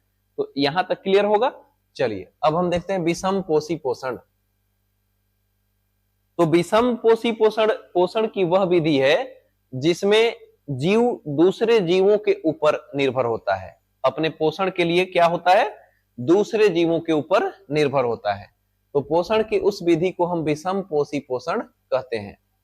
अब जितने भी विषम पोषी जीव हैं वो किसी न किसी रूप से हम देखते हैं कि दूसरे जीवों के ऊपर ही निर्भर होते हैं अपने भोजन के लिए या अपने पोषण को पूरा करने के लिए।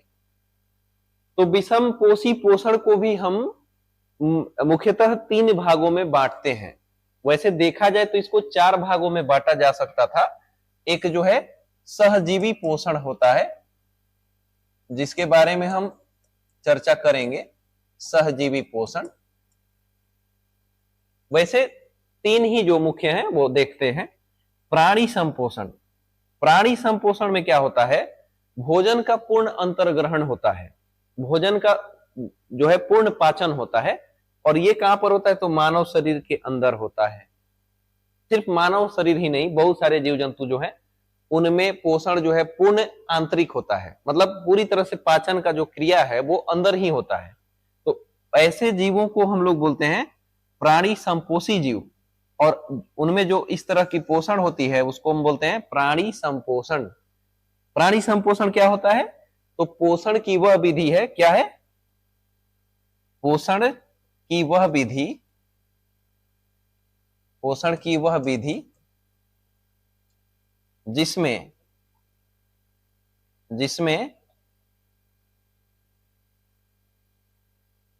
भोजन का पूर्ण पाचन होता है। भोजन का क्या होता है, पूर्ण पाचन होता है। तो इसी को कहते हैं प्राणी संपोषी, ठीक है। और दूसरा है मृत जीवी पोषण। मृत जीवी पोषण की वह विधि है जिसमें कोई जीव जो है किसी मरे हुए जीवों के शरीर से अपना पोषण प्राप्त करता है। अच्छा, प्राणी संपोषण का कुछ उदाहरण हम दे सकते हैं। जैसे इसमें मानव हैं, कुत्ता, बिल्ली, अमीबा,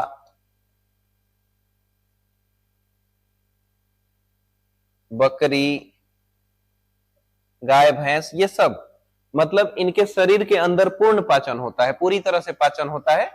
तो ऐसे पोषण को हम लोग प्राणी संपोषण कहते हैं।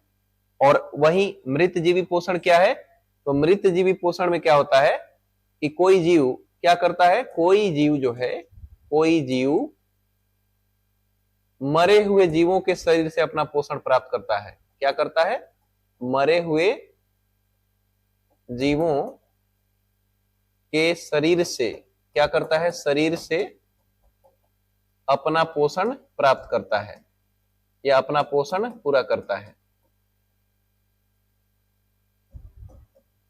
अपना पोषण क्या करता है, पूरा करता है।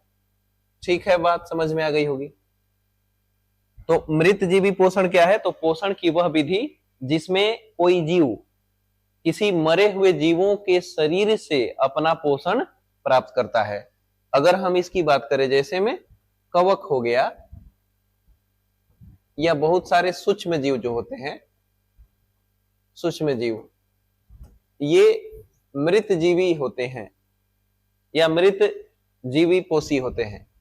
तो कवक, कवक कहां पर उगते हैं देखिएगा, कवक मतलब फफूंद, जो कहीं भूरी लगता है, अचार में भूरी लगते हुए देखा होगा आपने, ठीक है। तो अचार किससे बना होता है, अचार जो है वो पादपों के किसी अंग या फल से बना होता है, ठीक है ना। तो कहने का मतलब कि वो भी एक जीव था, जब वो मर गया, वो सड़ रहा था, तब उसमें जो है वो पनप रहा था। मतलब ये जो कवक है, कवक जिसको हम अपने बोलचाल की भाषा में भूरी भी कहते हैं, भूरी लगना, तो ये फफूंद जो होता है, कवक जो होता है, ये मरे हुए जीवों के शरीर पर उगता है और उससे अपना पोषण प्राप्त करता है।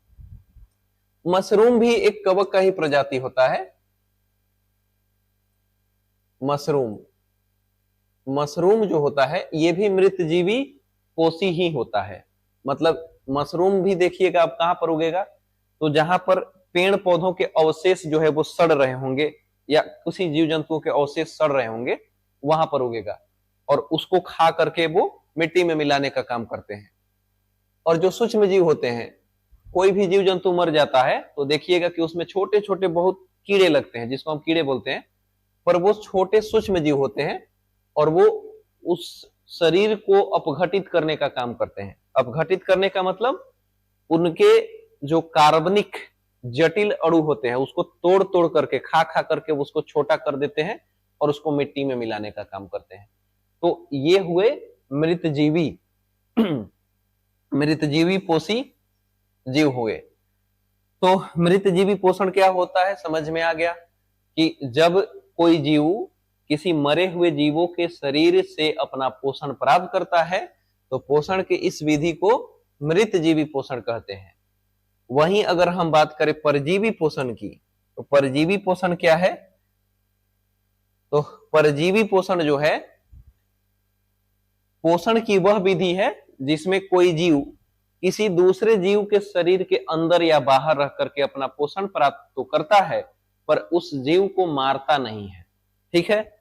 उस जीव को जान से मारता नहीं है। परजीवी क्या करते हैं कि किसी जीव के शरीर के अंदर या बाहर रह करके अपना पोषण प्राप्त करते हैं, लेकिन उस जीव को मारते नहीं है।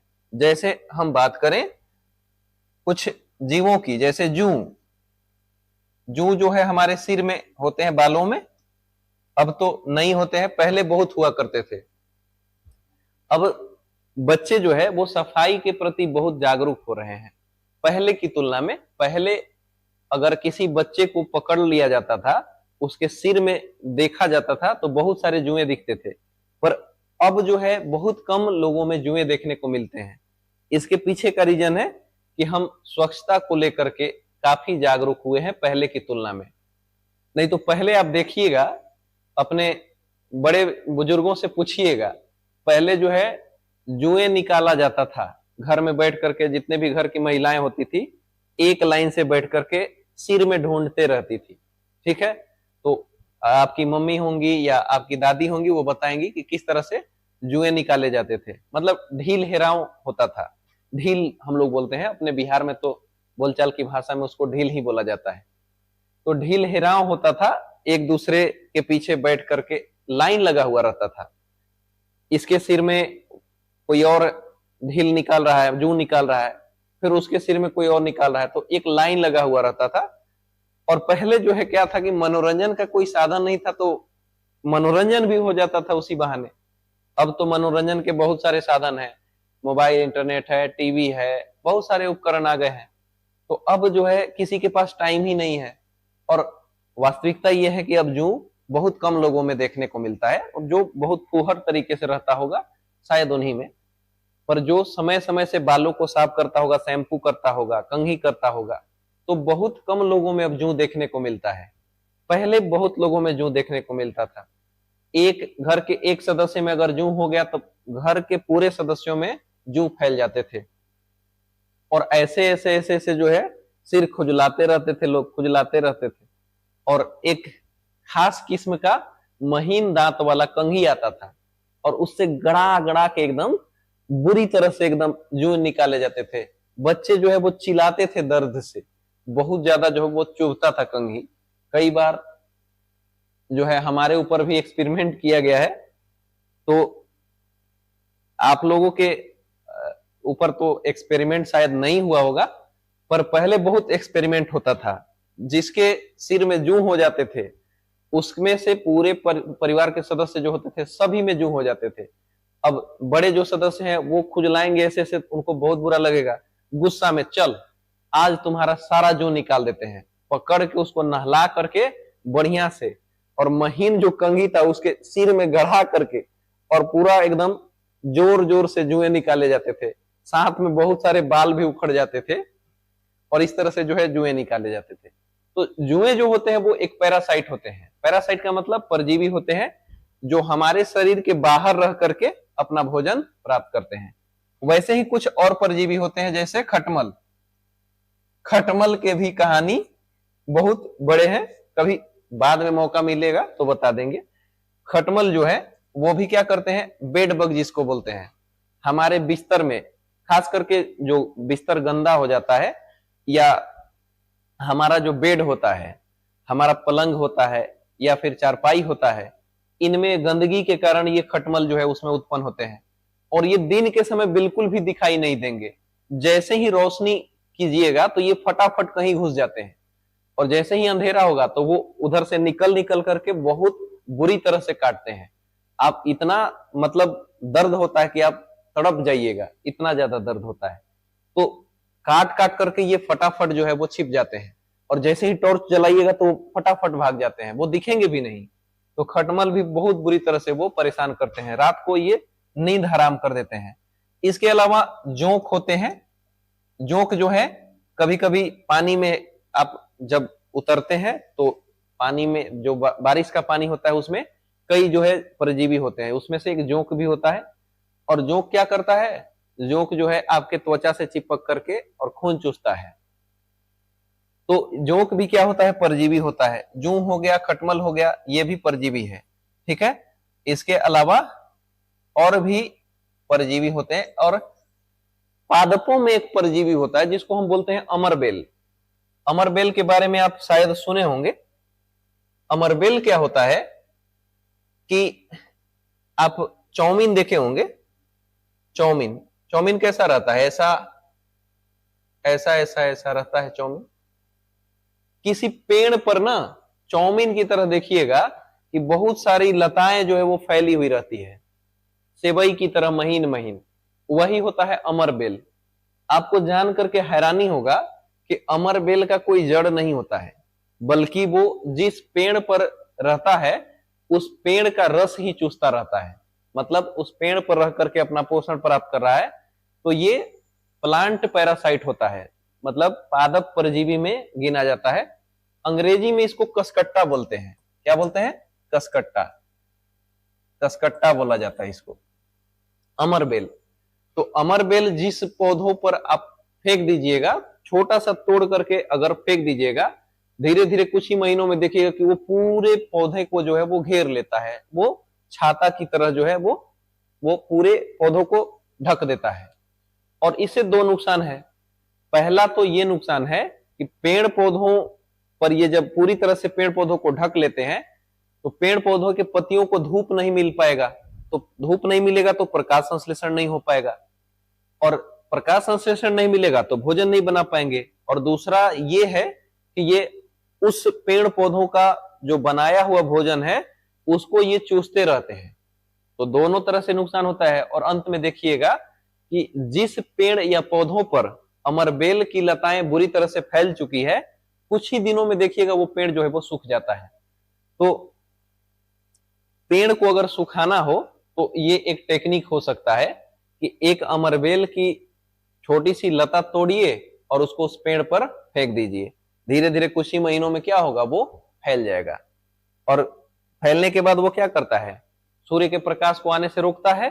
और दूसरी बात कि जो वो भोजन बनाएगा पेड़ पौधा, उसको भोजन को भी वो चूसते रहता है। तो दोनों तरफ से नुकसान है। तो ये होता है पैरासाइट, ये होते हैं परजीवी। तो परजीवी पोषण क्या होता है, पोषण की वह विधि जिसमें कोई जीव किसी दूसरे जीवों के शरीर के अंदर या बाहर रह करके अपना पोषण पूरा करता है।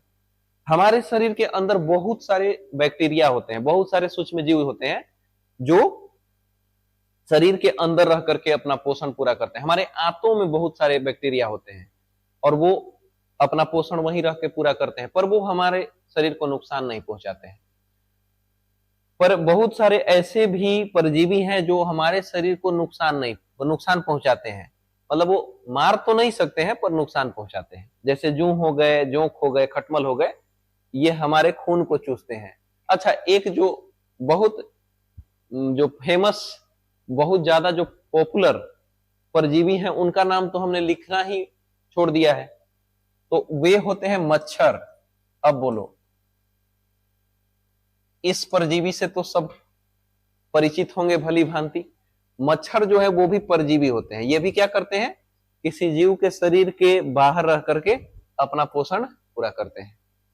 तो बात समझ में आ गई, परजीवी पोषण क्या होता है। एक सहजीवी पोषण हमने लिखा था, सहजीवी पोषण क्या होता है, आइए इस पर भी थोड़ा सा हम चर्चा कर लें। सहजीवी पोषण,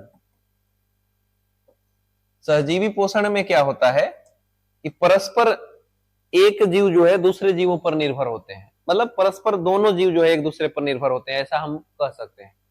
तो पोषण की वह विधि जिसमें दो जीव जो हैं वो परस्पर एक दूसरे पर निर्भर होते हैं, तो इस तरह के पोषण को हम लोग क्या कहते हैं, सहजीवी पोषण। जैसे अगर हम बात करें, एक राइजोबियम नाम के जीवाणु होते हैं, आप शायद पिछली कक्षाओं में इसके बारे में सुना भी होगा। राइजोबियम एक जीवाणु होते हैं और ये दलहन जो होता है, दलहन का पौधा, उसके जड़ों में पाए जाते हैं ये। और इनका काम क्या होता है कि वायुमंडल से नाइट्रोजन को लेकर के और उसको नाइट्रेट में बदलते हैं। आपको पता होना चाहिए कि जो पौधे हैं वो नाइट्रोजन डायरेक्ट वायुमंडल से ग्रहण नहीं कर सकते हैं। जब भी ये नाइट्रोजन को ग्रहण करेंगे तो नाइट्रेट के रूप में ही ग्रहण करेंगे। और ये राइजोबियम बैक्टीरिया क्या करते हैं कि जो दलहन के जड़ होते हैं उसमें कुछ गांठ पाई जाती है। जैसे अरहर का जो पौधा होगा, अरहर का जो पौधा होता है, अरहर का जो पौधा होता है,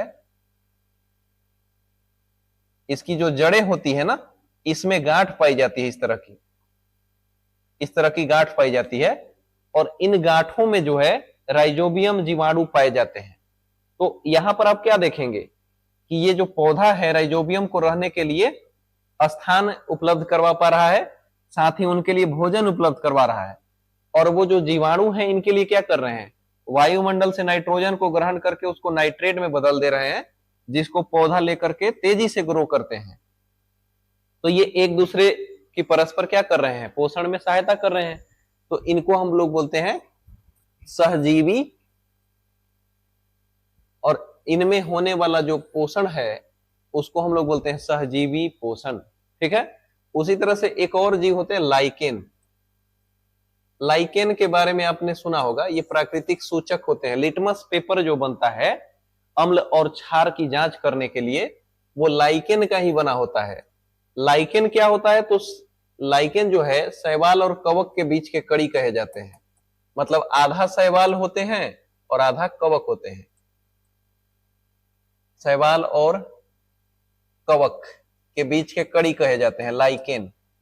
तो लाइकेन जो है वो हम देखते हैं कि इनमें सहजीवी पोषण होता है।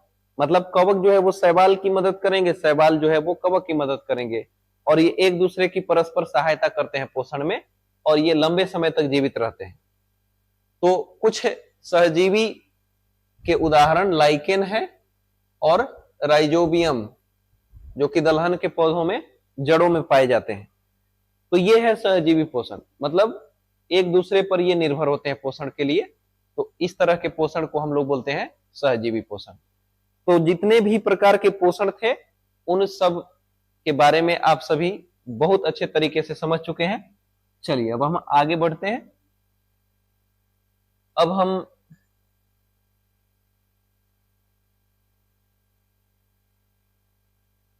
प्रकाश संश्लेषण की क्रिया विधि पर चर्चा करते हैं। प्रकाश संश्लेषण किस तरह से होता है, हमने अभी सिर्फ प्रकाश संश्लेषण प्रक्रिया के बारे में समझा है। प्रकाश संश्लेषण प्रक्रिया होता क्या है, प्रकाश संश्लेषण प्रक्रिया क्या होता है और क्रिया विधि क्या होता है। प्रक्रिया के बारे में थोड़ा सा हम समझते हैं। देखिए, जिस तरह से हम भोजन बनाते हैं तो उसको बोलते हैं भोजन बनाना, ठीक।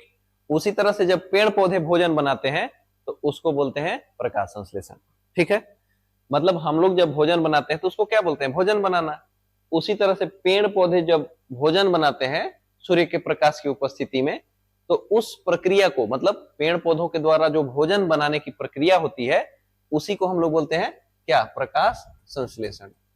क्या बोलते हैं, प्रकाश संश्लेषण। मतलब पौधों में जो भोजन बनाने की प्रक्रिया है उसी को हम लोग बोलते हैं प्रकाश संश्लेषण। अब थोड़ा सा हम प्रकाश संश्लेषण की क्रिया विधि पर गौर करें तो देखते हैं कि प्रकाश संश्लेषण के लिए कच्चा सामग्री के रूप में हमें क्या क्या चाहिए। तो सूर्य का प्रकाश चाहिए जो कि ईंधन का काम करता है, जलावन का। क्लोरोफिल जो कि उनके पत्तियों में मौजूद होता है, क्लोरोफिल। अच्छा, क्लोरोफिल जो होता है, इसके क्लोरोफिल के अंदर मैग्नीशियम का एक अणु होता है और वही जो है प्रकाश ऊर्जा को रासायनिक ऊर्जा में बदलने में सहायता करता है। तो ये भी बात ध्यान में रखिएगा कि जो क्लोरोफिल होता है, पत्तियों में जो क्लोरोफिल होता है उसमें मैग्नीशियम के एक अणु पाए जाते हैं और यही मैग्नीशियम क्या करता है, प्रकाश को रासायनिक ऊर्जा में संचित करने में सहायता करता है, ठीक है। तो क्लोरोफिल जो है वो पादपों, पेड़ पौधों के पत्तियों में ही पाए जाने वाले घटक होते हैं जो प्रकाश संश्लेषण प्रक्रिया में सहायता करते हैं। तीसरा कच्चा सामग्री जो है वो कार्बन डाइऑक्साइड है जो कि वायुमंडल से ही मिल जाता है। और चौथा जल, यानी कि चार चीजें जो है वो प्रकाश संश्लेषण प्रक्रिया को पूरा होने के लिए चाहिए। क्या क्या, सूर्य का प्रकाश, क्लोरोफिल, कार्बन डाइऑक्साइड और जल। कई बार हम गलती से जो है खनिज लवण के बारे में समझ लेते हैं कि प्रकाश संश्लेषण में वो खनिज जो है वो मदद करता है, पर खनिज लवण का काम जो है पौधों में जैव उत्प्रेरकों के स्राव में मदद करना है, पौधों को बीमारियों से बचाना है, ना कि भोजन बनाना। भोजन बनाने के लिए सिर्फ जल, कार्बन डाइऑक्साइड की ही जरूरत होती है और क्लोरोफिल तो पौधों में होता ही होता है और बाहर से सूर्य के प्रकाश की आवश्यकता होती है। तो इतने चीज जो है वो चाहिए होता है प्रकाश संश्लेषण के लिए। कौन कौन सा, तो प्रकाश संश्लेषण में सूर्य का प्रकाश चाहिए, क्लोरोफिल चाहिए, कार्बन डाइऑक्साइड चाहिए और जल चाहिए, ठीक है। अब इसकी क्रिया विधि किस प्रकार से है, चलिए समझते हैं। सबसे पहला काम क्या होता है कि जो पर्णहरित होता है इसके द्वारा प्रकाश ऊर्जा को अवशोषित कर लिया जाता है, मतलब सोख लिया जाता है। और पर्णहरित जो होता है बाबू, ये मुख्यतः चार प्रकार का होता है। कौन कौन सा, तो chlorophyll A, chlorophyll B, xanthophyll और कैरोटीन। मतलब क्लोरोफिल के भी कई टाइप्स हैं, मुख्यतः चार टाइप्स। कौन कौन, क्लोरोफिल ए मतलब पर्णहरित ए, पर्णहरित बी, जेंथोफिल और कैरोटीन। इसकी विशेषता क्या है थोड़ा सा हम समझते हैं। क्लोरोफिल ए जो है इसका कलर होता है नीला हरा। कैसा होता है, नीला हरा, मतलब हरापन तो सब में ही रहेगा। और ये होता है क्लोरोफिल बी जो है ये होता है पीला हरा। कैसा होता है, पीला हरा। ज़ैंथोफिल जो है ये होता है पीला। और ये जो कैरोटीन है ये होता है नारंगी। अब यहां से जो जो कलर की बात हमने किया है उस कलर को थोड़ा सा ध्यान में रखना है। क्यों ध्यान में रखना है, इसके पीछे जो है एक तर्क है और उस तर्क के साथ हम एक बहुत ही गंभीर जानकारी लेंगे। तो इसमें आप देखिए नीला हरा शामिल है, मतलब नीला, ठीक है, हरा, इसके अलावा पीला और एक और कलर कौन सा था, नारंगी। नारंगी, यानी कि इतना कलर जो है वो शामिल था, ठीक है। चलिए अब देखते हैं कि ये कलर के माध्यम से हम क्या समझते हैं। तो प्रकाश जो होता है, सूर्य का जो प्रकाश होता है, आपको पता होगा कि वो सातों रंगों का मिश्रण होता है। दरअसल सातों रंग का ही नहीं बल्कि दुनिया में जितना भी कलर है वो सब के सब सूर्य के प्रकाश में उपलब्ध होता है, बस काला को छोड़कर। दुनिया में जितना भी कलर है वो सब 7 रंगों से ही मिलकर के बन जाता है। तो जितना भी कलर आप देख पाते हैं या हमारी आंखें जो देख पाती है, वो सब के सब प्रकाश में होता है। और प्रकाश में जब हम प्रिज्म पढ़ेंगे, वर्ण विक्षेपण पढ़ेंगे, तो उसमें एक और चीज पढ़ना है कि किस प्रकार से कोई वस्तु जो है वो रंग बिरंगा दिखता है, क्यों दिखता है। तो जो सूर्य का प्रकाश होता है, इसमें काला को छोड़कर के सभी रंग होते हैं। और ये कोई भी वस्तु रंग बिरंगा क्यों दिखता है, तो प्रकाश जब उस पर पड़ता है तो प्रकाश में उपस्थित उसी रंग को वो वापस लौटाता है जो उसका रंग होता है। मतलब कहने का मतलब यह है कि कोई हरे रंग का वस्तु है और इस पे सूर्य का प्रकाश पड़ रहा है, तो हरा रंग को छोड़कर बाकी सब रंगों को ये अवशोषित कर लेगा, ठीक है, और सिर्फ हरा रंग को वापस लौटा देगा। तो हमारे आंखों तक हरा रंग पहुंचेगा, तो ये वस्तु जो है वो हरे रंग का दिखेगा। बात समझ में आई। तो अब यहां पर मेरा कहने का मतलब यह है कि अगर पत्तियों पर सूर्य का प्रकाश पड़ता है, सूर्य का प्रकाश पड़ रहा है मतलब इसमें सब कलर है। तो देखिए जो जो कलर पत्तियों में है, नीला कलर है तो नीला को लौटा देगा, हरा है हरा को भी लौटा देगा, पीला है पीला को भी लौटा देगा, नारंगी है नारंगी को भी लौटा देगा। भैया 4 कलर लौटा दिया, इसमें अवशोषित नहीं हो पाया। इसका मतलब यह है कुछ मात्रा में जो है अवशोषित करता है, पर बहुत अधिक मात्रा इसका अवशोषित नहीं कर पाता है। तो प्रकाश जब इन रंगों का होगा तो जो प्रकाश संश्लेषण की दर है वो कम हो जाएगा। क्यों? क्योंकि ये पूरी तरह से पत्तियों में अवशोषित नहीं किया जाएगा बल्कि लौटा दिया जाएगा। अब इसके अलावा बचता क्या है, तो 7 रंगों में अब हमारे पास बचता है लाल, बैंगनी और एक और जामुनी। तो ये 3 रंग बच जाते हैं। तो लाल रंग के प्रकाश में सबसे अधिक प्रकाश संश्लेषण होता है। क्यों होता है? क्योंकि पत्तियों में तो लाल रंग था नहीं, तो लाल रंग को कैसे लौटाएगा, तो लाल रंग पूरा का पूरा अवशोषित कर लिया जाता है। और चूंकि लाल रंग का जो गति होता है, तरंगदैर्घ्य अधिक होता है, तो वो तेजी से पत्तियों में जाता है। तो तेजी से जाएगा तो प्रकाश संश्लेषण तेजी से होगा। इसका मतलब कि लाल रंग के प्रकाश में ना प्रकाश संश्लेषण की जो दर है वो बहुत ज्यादा तेज हो जाती है, अधिक हो जाती है। उसके बाद बैंगनी रंग जब पत्तियों पर पड़ता है तो ये भी अवशोषित कर लिया जाता है, पर बैंगनी रंग का जो तरंगदैर्घ्य है वो बहुत कम होता है। तो लाल रंग की तुलना में ये कम धीरे धीरे जाता है, और इस कारण से जो है लाल रंग की तुलना में देखा जाए तो बैंगनी रंग से कम प्रकाश संश्लेषण होता है। उसके बाद जामुनी जो है, जामुनी से भी प्रकाश संश्लेषण होता है पर बहुत आंशिक रूप से होता है। बाकी ये सब कलर जो है वो लौटा दिए जाते हैं। तो ये इन रंग के प्रकाश में नीला हो, हरा हो, पीला हो, नारंगी हो, अगर रंग ऐसा है प्रकाश का तो प्रकाश संश्लेषण ना के बराबर होगा। बाकी 3 रंग जो है, लाल हो गया, बैंगनी हो गया और जामुनी हो गया, तो इनमें प्रकाश संश्लेषण की प्रक्रिया जो है वो चलती है। और सबसे अधिक जो है प्रकाश संश्लेषण किस रंग के प्रकाश में होता है, तो लाल रंग के प्रकाश में। ये बात याद रखिएगा, ये बहुत बार पूछा जा चुका है कि कौन से रंग के प्रकाश में सबसे अधिक प्रकाश संश्लेषण का दर होता है, तो वो लाल रंग का प्रकाश होगा। और क्यों होगा उसके पीछे के जो साइंस था, जो तर्क था, उसको हमने दे दिया है। अब इसको आप याद रख लीजिएगा कि जो क्लोरोफिल होता है वो 4 तरह का होता है। कौन कौन? Chlorophyll A, chlorophyll B, xanthophyll और कैरोटीन। और साथ ही इनके रंगों को भी याद अगर रख सकते हैं तो रखिएगा, अन्यथा ये बात याद रखिएगा कि लाल रंग के प्रकाश में सबसे अधिक प्रकाश संश्लेषण का दर होता है। ठीक, चलिए, तो ये था प्रकाश संश्लेषण। तो प्रकाश संश्लेषण प्रक्रिया में जो है कच्चा सामग्री क्या क्या चाहिए? सूर्य का प्रकाश चाहिए, क्लोरोफिल चाहिए, कार्बन डाइऑक्साइड चाहिए और जल चाहिए। अब क्लोरोफिल क्या करते हैं? प्रकाश को अवशोषित करने का काम करते हैं, प्रकाश को जो है वो सोखने का काम करते हैं। और प्रकाश ऊर्जा को रासायनिक ऊर्जा में रूपांतरित करके जल के अणुओं को हाइड्रोजन में बदलते हैं। और इसी समय जल जो टूटता है हाइड्रोजन और ऑक्सीजन, तो यहीं से ऑक्सीजन बाहर कर दिया जाता है और वही जो है उप उत्पाद के रूप में बाहर निकलता है। मुख्य उत्पाद क्या होता है?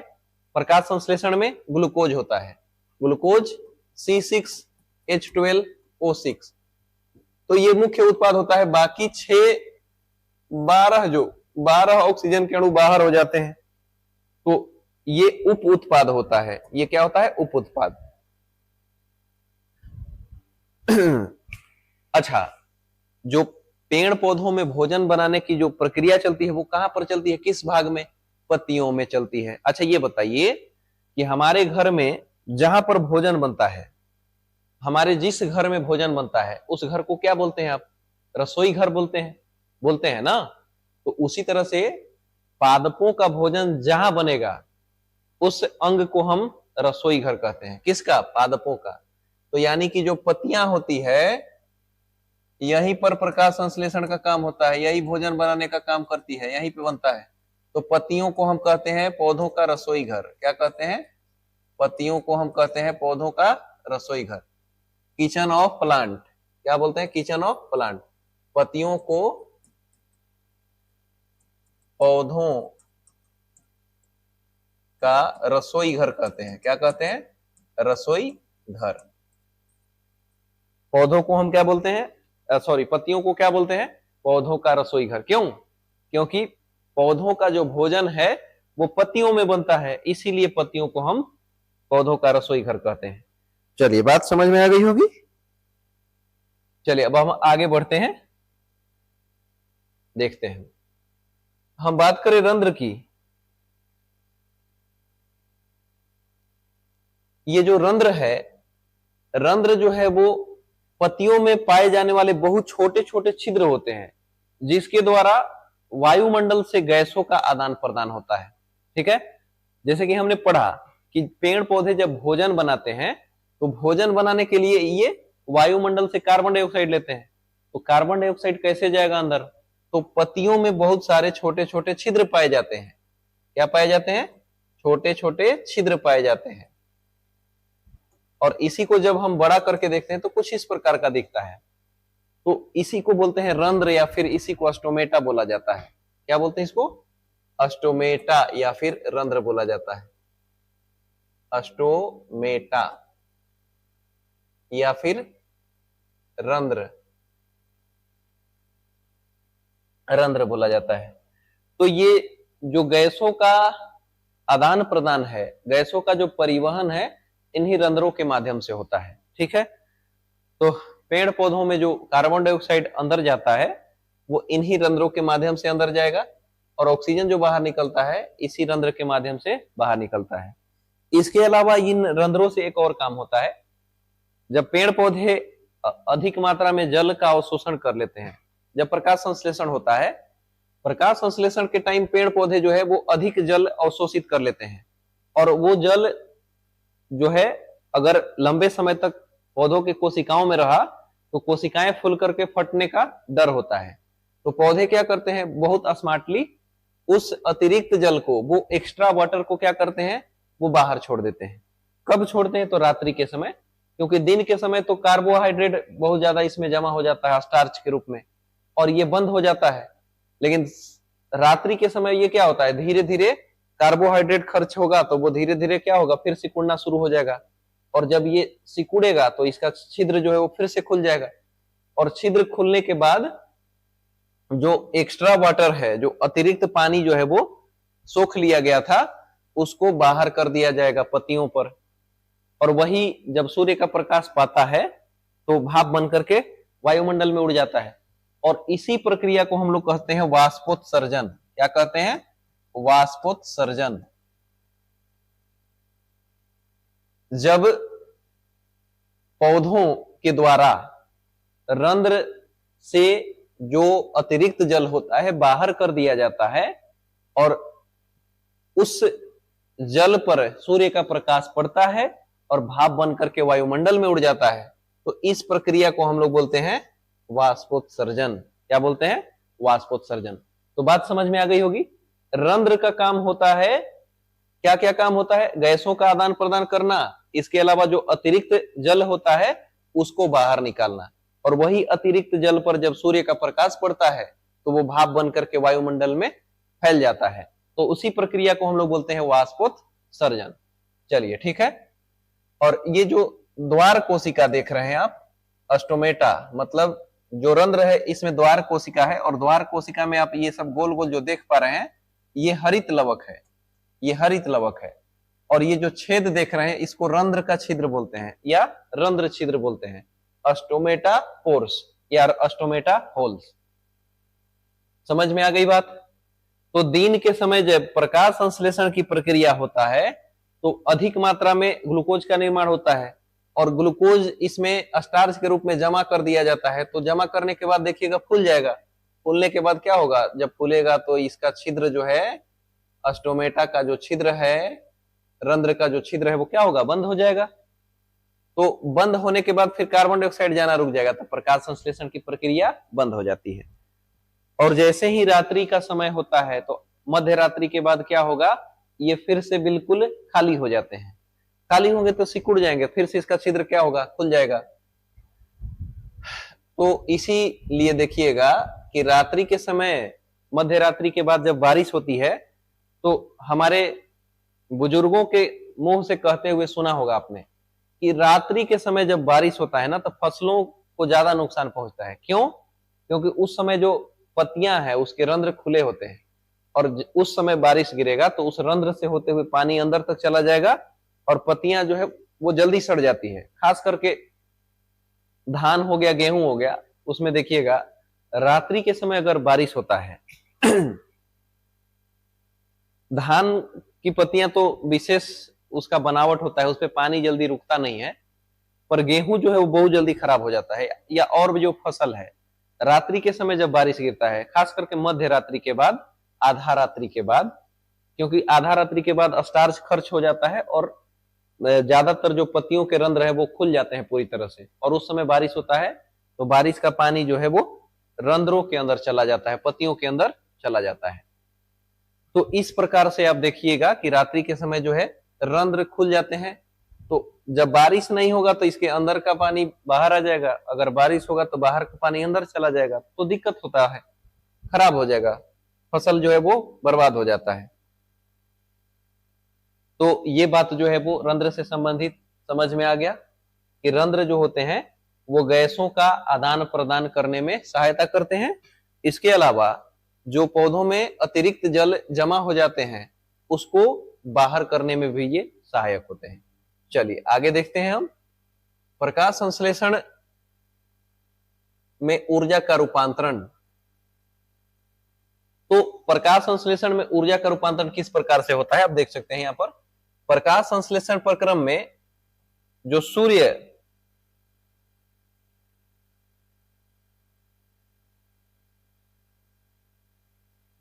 प्रकाश संश्लेषण प्रक्रम में सूर्य की विकिरण ऊर्जा को ग्रहण करके उसे रासायनिक ऊर्जा में बदला जाता है।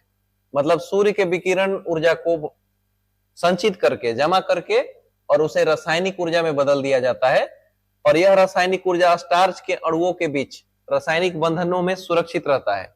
मतलब जो ऊर्जा का मुख्य स्रोत होता है ना पृथ्वी पर, वो सूर्य ही माना गया है।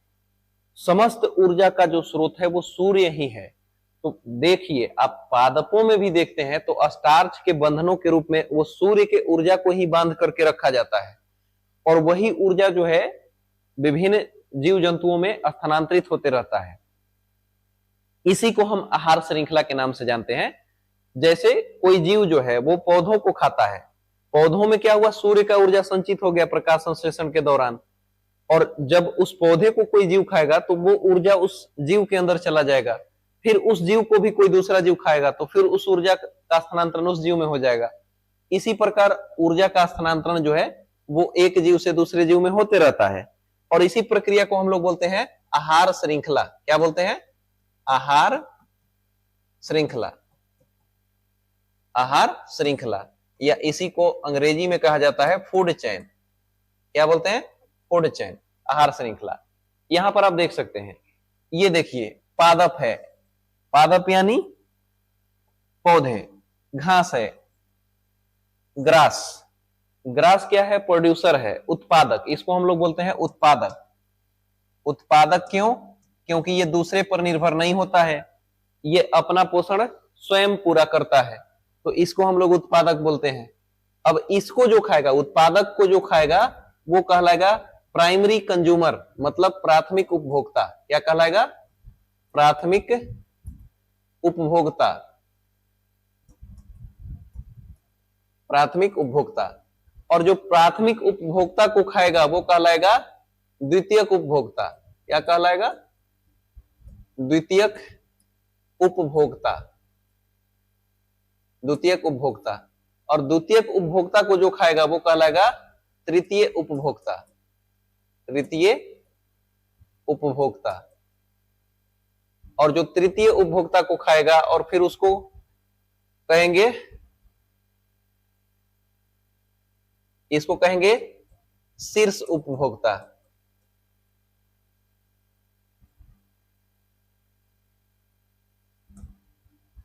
जो तृतीय उपभोक्ता को खाएगा उसको कहेंगे शीर्ष उपभोक्ता। अब शीर्ष उपभोक्ता को कोई जीव जो है वो नहीं खाएगा, तो आखिर शीर्ष उपभोक्ता का शरीर जो है वो मिट्टी में कैसे मिलेगा?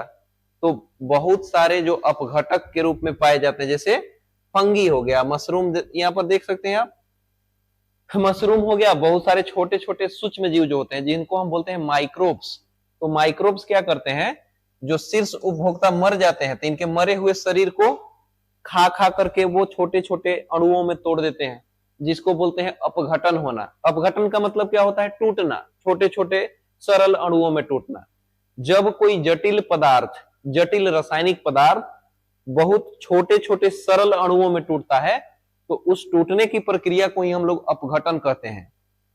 और अपघटन में जो जीव सहायता करते हैं उन जीवों को कहते हैं अपघटक। क्या कहते हैं? अपघटक, डीकंपोजर, ये कहलाते हैं अपघटक। जैसे मशरूम हो गया, मशरूम यानी एक तरह का कवक होता है, फंगी होता है, और ये मृत जीवों के शरीर पर ही अपना पोषण पूरा करता है। जब हम मृत जीवी पोषण पर रहे थे तो उसमें आपने देखा था कि फंगी जो मशरूम होते हैं वो मरे हुए जीवों के शरीर पर ही अपना पोषण पूरा करते हैं, उसको खा खा करके वो अपघटित कर देते हैं, एकदम सरल अणुओं में तोड़ देंगे, वो फिर मिट्टी में मिल जाएगा। ठीक है, तो इस प्रकार जो है आहार श्रृंखला या फूड चेन जो है, या खाद्य श्रृंखला भी इसको कहा जाता है। इसको एक और नाम से जाना जाता है जिसको बोलते हैं खाद्य श्रृंखला, खाद्य श्रृंखला। तो इसमें होता क्या? ऊर्जा का स्थानांतरण होता है। उपभोक्ता को खाएगा कौन?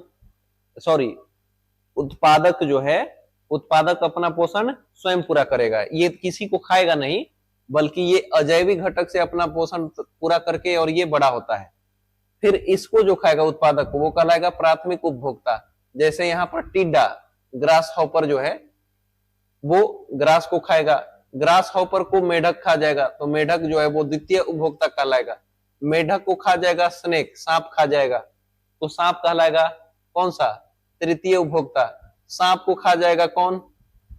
बाज, बाज जो है वो सांप को खा जाएगा, लेकिन बाज को फिर कोई नहीं खाएगा, तो बाज को कोई नहीं खाएगा तो ये शीर्ष उपभोक्ता कहलाएगा, मतलब इसको कोई खाने वाला नहीं है, ये अपने आप मरेगा, नेचुरल डेथ होगा इसका। तो जब अपने आप मरेगा तो फिर इसके शरीर को अपघटित करता है कौन?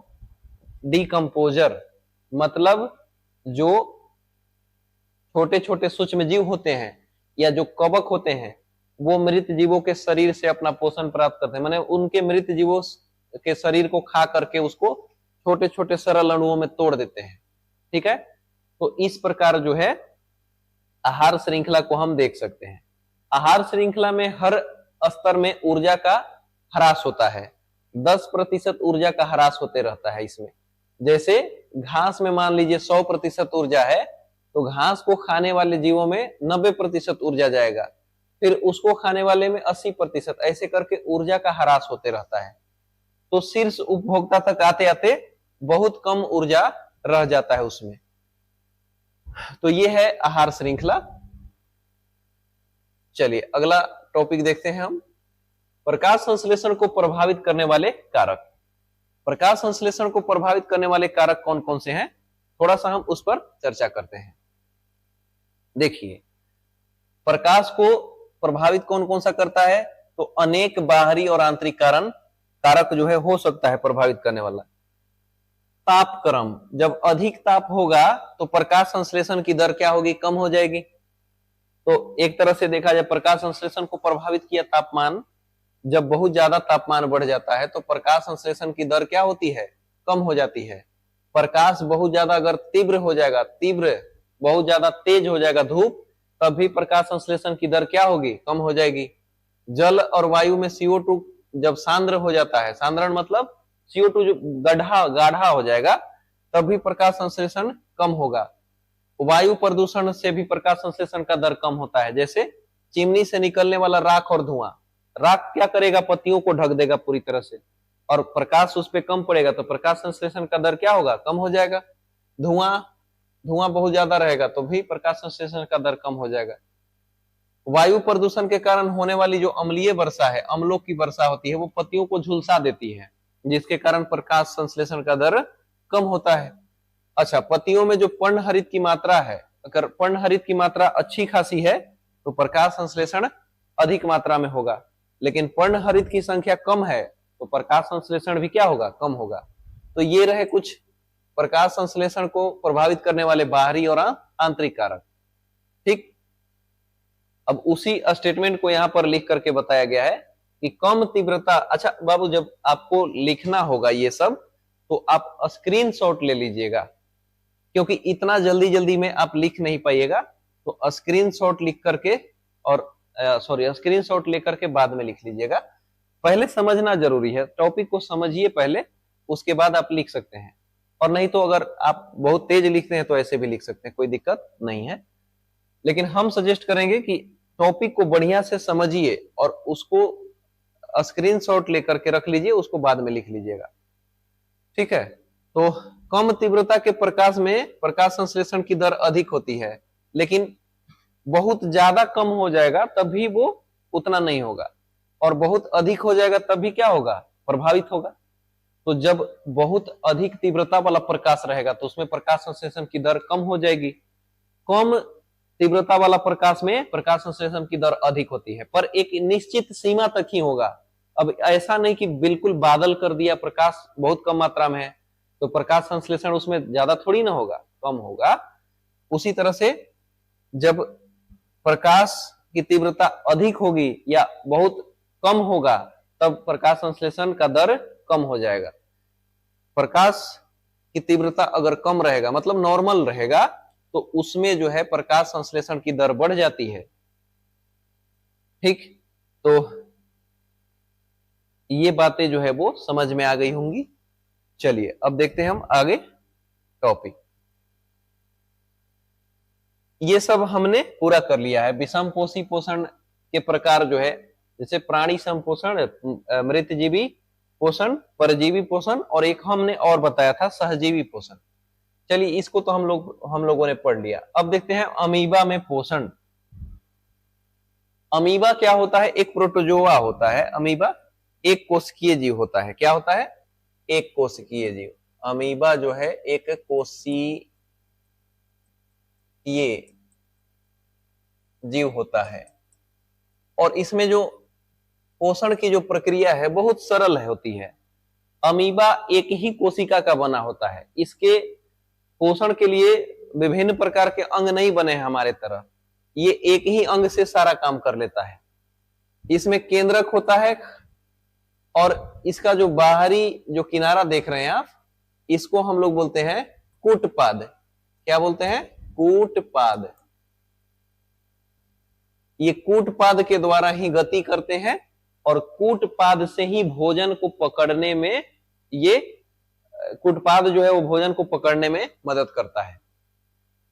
अमीबा का कोई निश्चित आकार नहीं होता है, बल्कि अमीबा जो है वो कोई भी आकार ले सकता है। तो अमीबा जो है इसका कोई आकार नहीं होता है। कभी देखिएगा ये गोल भी हो सकता है, अमीबा ऐसा भी हो सकता है, अमीबा वैसा भी हो सकता है, अमीबा ऐसा भी हो सकता है, या अमीबा ऐसा भी हो सकता है ना।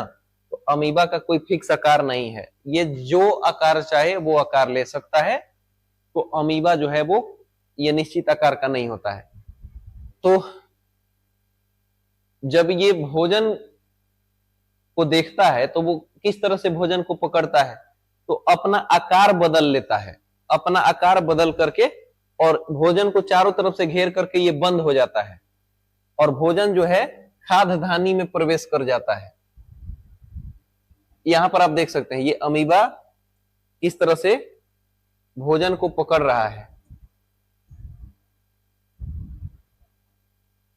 ये कुटपाद को उंगलियों की तरह जो है आकार लेना शुरू करेगा। यहां पर इसका भोजन है, ये देखिए भोजन है, खाद का कण है।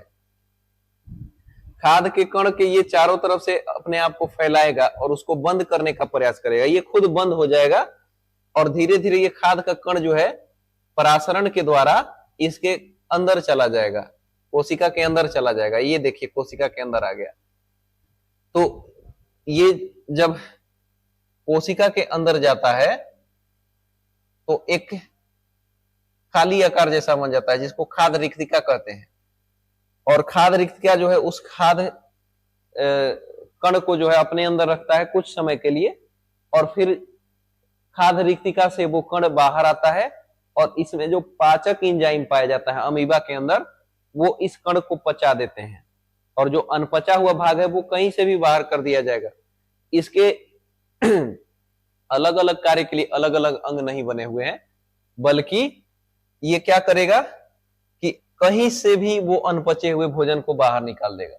चलिए थोड़ा सा हम इसको पढ़ते हैं। अमीबा अपनी सतह पर अंगुलियों जैसी अस्थायी प्रवर्ध बनाता है, उन्हें कूटपाद कहा जाता है या सीडोपोडिया भी बोला जाता है इसको, सीडोपोडिया या कूटपाद। कूटपाद भोजन को घेरकर एक खाद्यधानी और स्वयं गायब हो जाता है, खाद्यधानी में प्रवेश करता है और स्वयं गायब हो जाएगा। ठीक है। दूसरा, कोशिका द्रव में उपस्थित जो पाचक एंजाइम होता है अमीबा के अंदर रिक्तिका या खाद्यधानी में प्रवेश करते हैं। जो पाचक एंजाइम है वो क्या करेगा, रिक्तिका में प्रवेश कर जाएगा, रिक्तिका धीरे धीरे गायब हो जाएगा, खत्म हो जाएगा वो। और खाद्यधानी कोशिका में भ्रमण करती रहती है, कोशिका में जो है खाद्यधानी वो घूमते रहती है और बचे हुए भोजन के कण विसरित होकर मतलब वो घुल जाते हैं। बचे हुए जो भोजन के कण है वो घुलने के बाद वो खाद्यधानी से बाहर चला आता है, विसरित होकर के कोशिका द्रव में मिलते रहते हैं। खाद्यधानी से बाहर निकल करके वो कोशिका द्रव में मिलते रहते हैं। रिक्तिका घूमते घूमते कोशिका की सतह से चिपक कर फट जाती है, तब अनपचा हुआ भोजन बाहर निकल जाता है। मतलब जो भोजन पच चुका है रिक्तिका के अंदर वो धीरे धीरे विसरित होकर के वो पाचक द्रव में मिलते रहता है और ये जब प्रक्रिया पूरी हो जाती है तो रिक्तिका अमीबा के किनारों पर जाकर के चिपक जाएगा और इसका रिक्तिका जो है वो फट जाएगा और रिक्तिका के फटते ही ये जो अनपचा हुआ भाग है वो कहीं से भी बाहर निकाल दिया जाएगा। तो इस प्रकार हम देखते हैं कि अमीबा में पोषण की प्रक्रिया जो है वो पूरी होती है। ठीक है।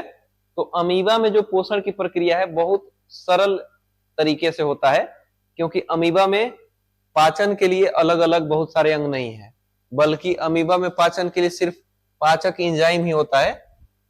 और बातें ध्यान में रखनी है क्या कि जैसे ही अमीबा भोजन को देखता है अपने कुटपाद को अंगुली जैसा प्रवर्ध में बदलना शुरू कर देता है। अच्छा, यही कुटपाद जो है अमीबा के गति में भी मदद करते हैं, मतलब अमीबा को चलने में जो है कुटपाद ही सहायता करते हैं। इसके अलावा ये अपने कुटपाद को उंगलियों की तरह आकार बनाएंगे और चारों तरफ से इसको क्या करेंगे, भोजन को घेर लेंगे और फिर ये भोजन इस अमीबा के अंदर कोशिका में प्रवेश कर जाएगा और भोजन के चारों तरफ एक आवरण रहेगा जिसको हम खाद्यधानी बोलते हैं।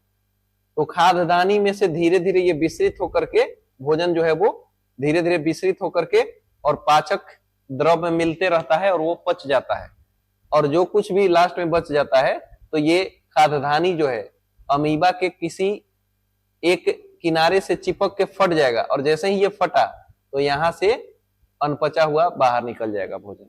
तो इस प्रकार अमीबा में पोषण की प्रक्रिया जो है वो पूरी होती है। चलिए अब हम देखते हैं आगे का टॉपिक, पैरामीशियम में पोषण। पैरामीशियम देखने में जो है ये भी एक कोशिकीय जीव ही होते हैं, ये भी प्रोटोजोआ संघ में ही आता है और ये देखने में चप्पल के आकार का दिखता है। आप देख सकते हो यहां पर चप्पल की तरह दिख रहा है। ये है क्या है ये है पैरामीशियम। और ये जो किनारे किनारे आपको दिख रहा है ये इसको बोलते हैं सिलिया, और सिलिया जो है इसको चलने में मदद करता है। पैरामीशियम को चलने में कौन मदद करता है? इसकी सिलिया जो है।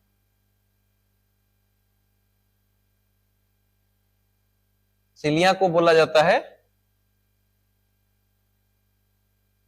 पक्षमाभ।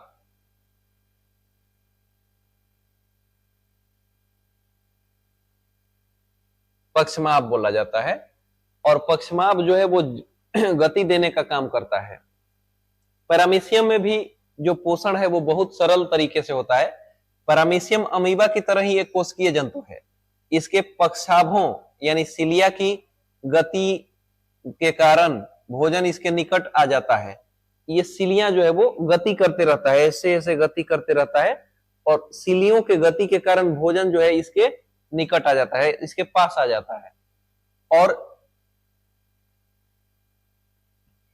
इसके बाद पैरामीशियम की सतह पर पाए जाने वाला जो गर्त होता है, पैरामीशियम के सतह पर यहां देखिए गर्त पाया जाता है। तो सिलियों के गति के कारण ये भोजन जो है वो अंदर चले जाते हैं। इस तरह से देखिए भोजन अंदर आ गया, यहां से आ गया, फिर पच करके ये बाहर निकल जाता है इस तरह से। तो कोशिका द्रव में पाए जाने वाले जो पाचक एंजाइम है वो भोजन को पचा देते हैं, और अनपचा हुआ भोजन जो है वो बाहर निकाल दिया जाता है, इन्हीं गर्तों से बाहर निकाल दिया जाता है। सिलिया क्या करेंगे? उस भोजन को पास लाएंगे, गर्त के पास लाएंगे, और गर्त से भोजन का हो जाता है अंतर्ग्रहण, अंदर चला जाएगा भोजन। और भोजन में जो पैरामीशियम के अंदर जो पाचक द्रव पाया जाता है भोजन उससे पच जाएगा। जिस तरह से अमीबा में हो रहा था, यहाँ खाद्यधानी में क्या है? भोजन धीरे धीरे विस्तृत होकर के कोशिका द्रव में मिलते रहेगा, पाचक द्रव में, और जो अनपचा हुआ भोजन रह गया वो बाहर निकाल दिया जाएगा, गर्त से ही बाहर निकाल दिया जाएगा। तो इस प्रकार जो है पैरामीशियम में पोषण की प्रक्रिया पूरी होती है। अब आगे जो है मानव में पोषण, इसको हम अगले वीडियो में करेंगे, क्योंकि ये वीडियो जो है वो काफी लंबा हो जाएगा और ऐसा करना उचित नहीं रहेगा। तो फिर मिलेंगे हम अगली वीडियो में मानव पाचन तंत्र के साथ। तो आज के लिए हम इतना ही रहने देते हैं।